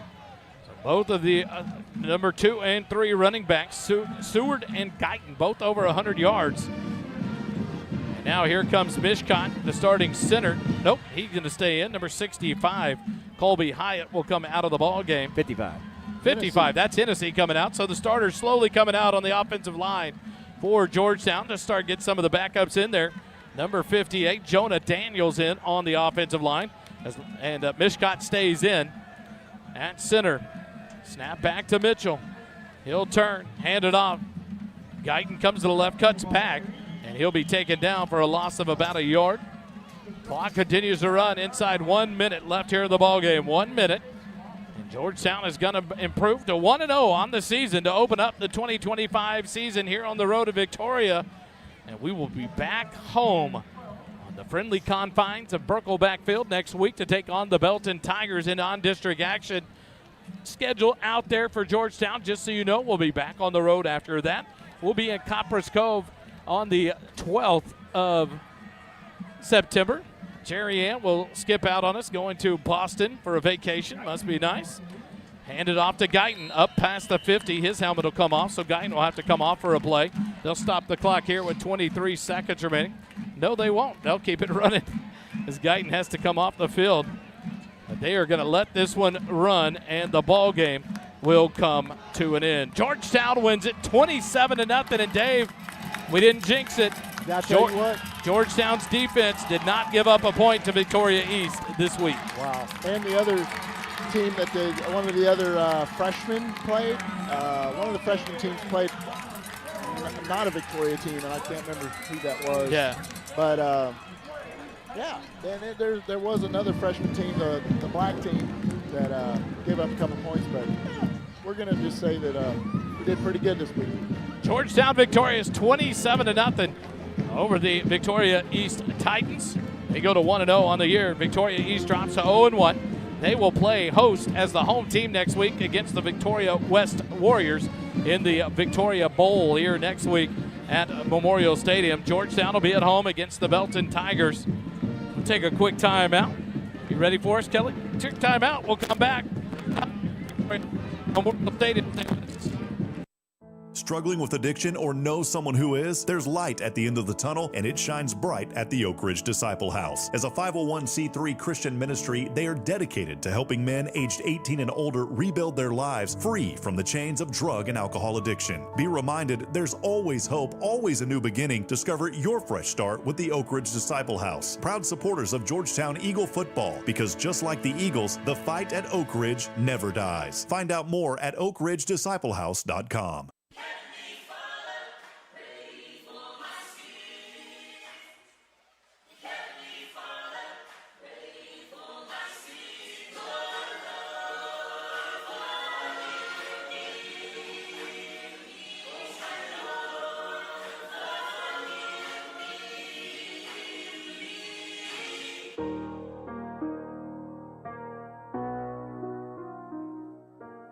It's like a spiritual war going on. Better be prepared. Yeah, I ain't alone in the booth. Yeah, the spirit of work.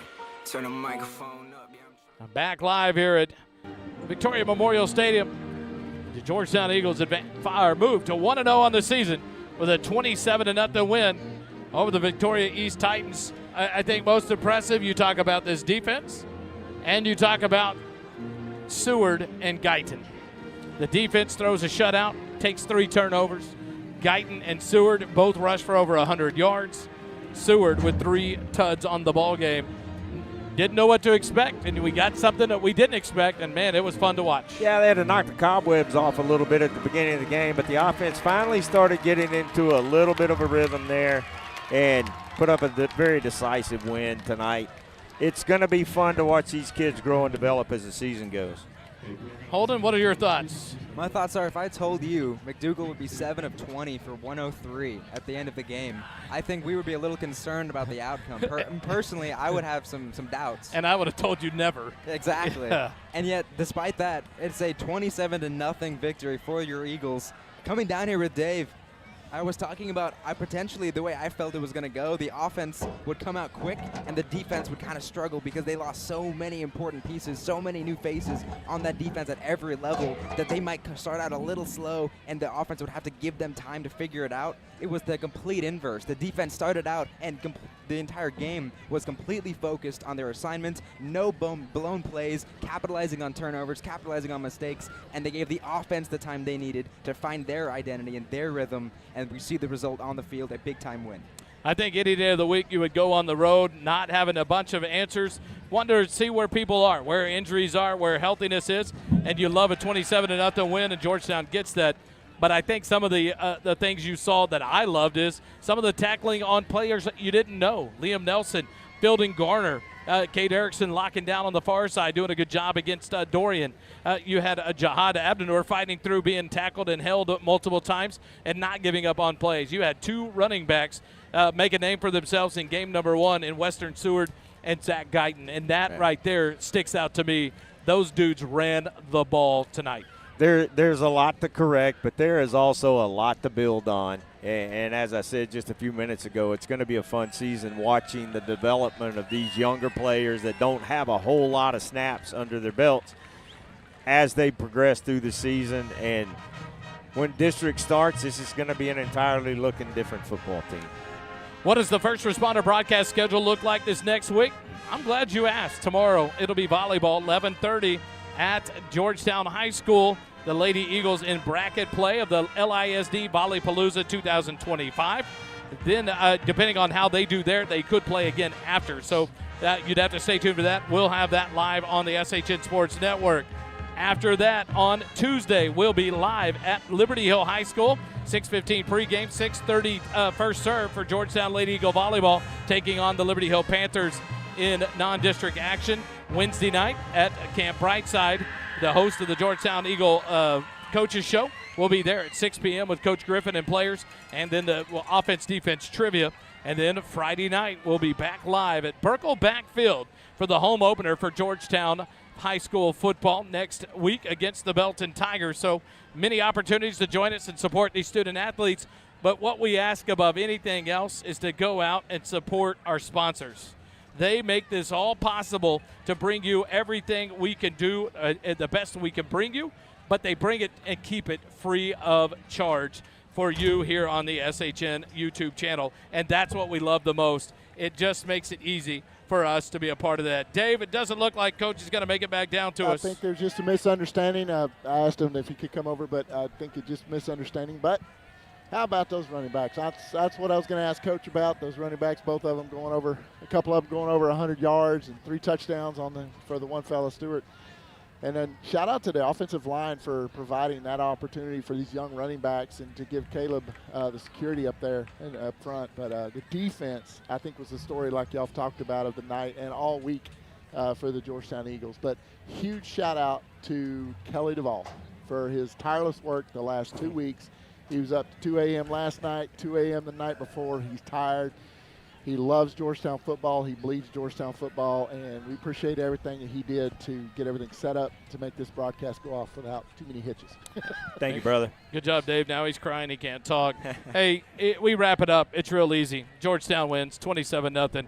You saw things you wanted to see. You saw things to work on, and that's what Coach Griffin will tell you. We can get better each and every day, each and every week, each and every time we touch the practice field, the workout room, the weight room, and they will work on things and come back ready to go next week against the Belton Tigers. Georgetown 1-0 on the season, a 27-0 win over the Victoria East Titans. For Doppler Dave and for our sideline cameraman Heath Knuckles, to our wonderful camera lady up in the stands with us, Jolissa Richter, for Holden, for Jerry Ann, for Kelly, I'm Wally Harmon. Thanks for joining us. Thanks to our sponsors. We'll be back live football Wednesday night Coaches Show at Camp Brightside. Thanks for joining us, and remember, it doesn't cost you a dime to be kind. Have a good night, everybody.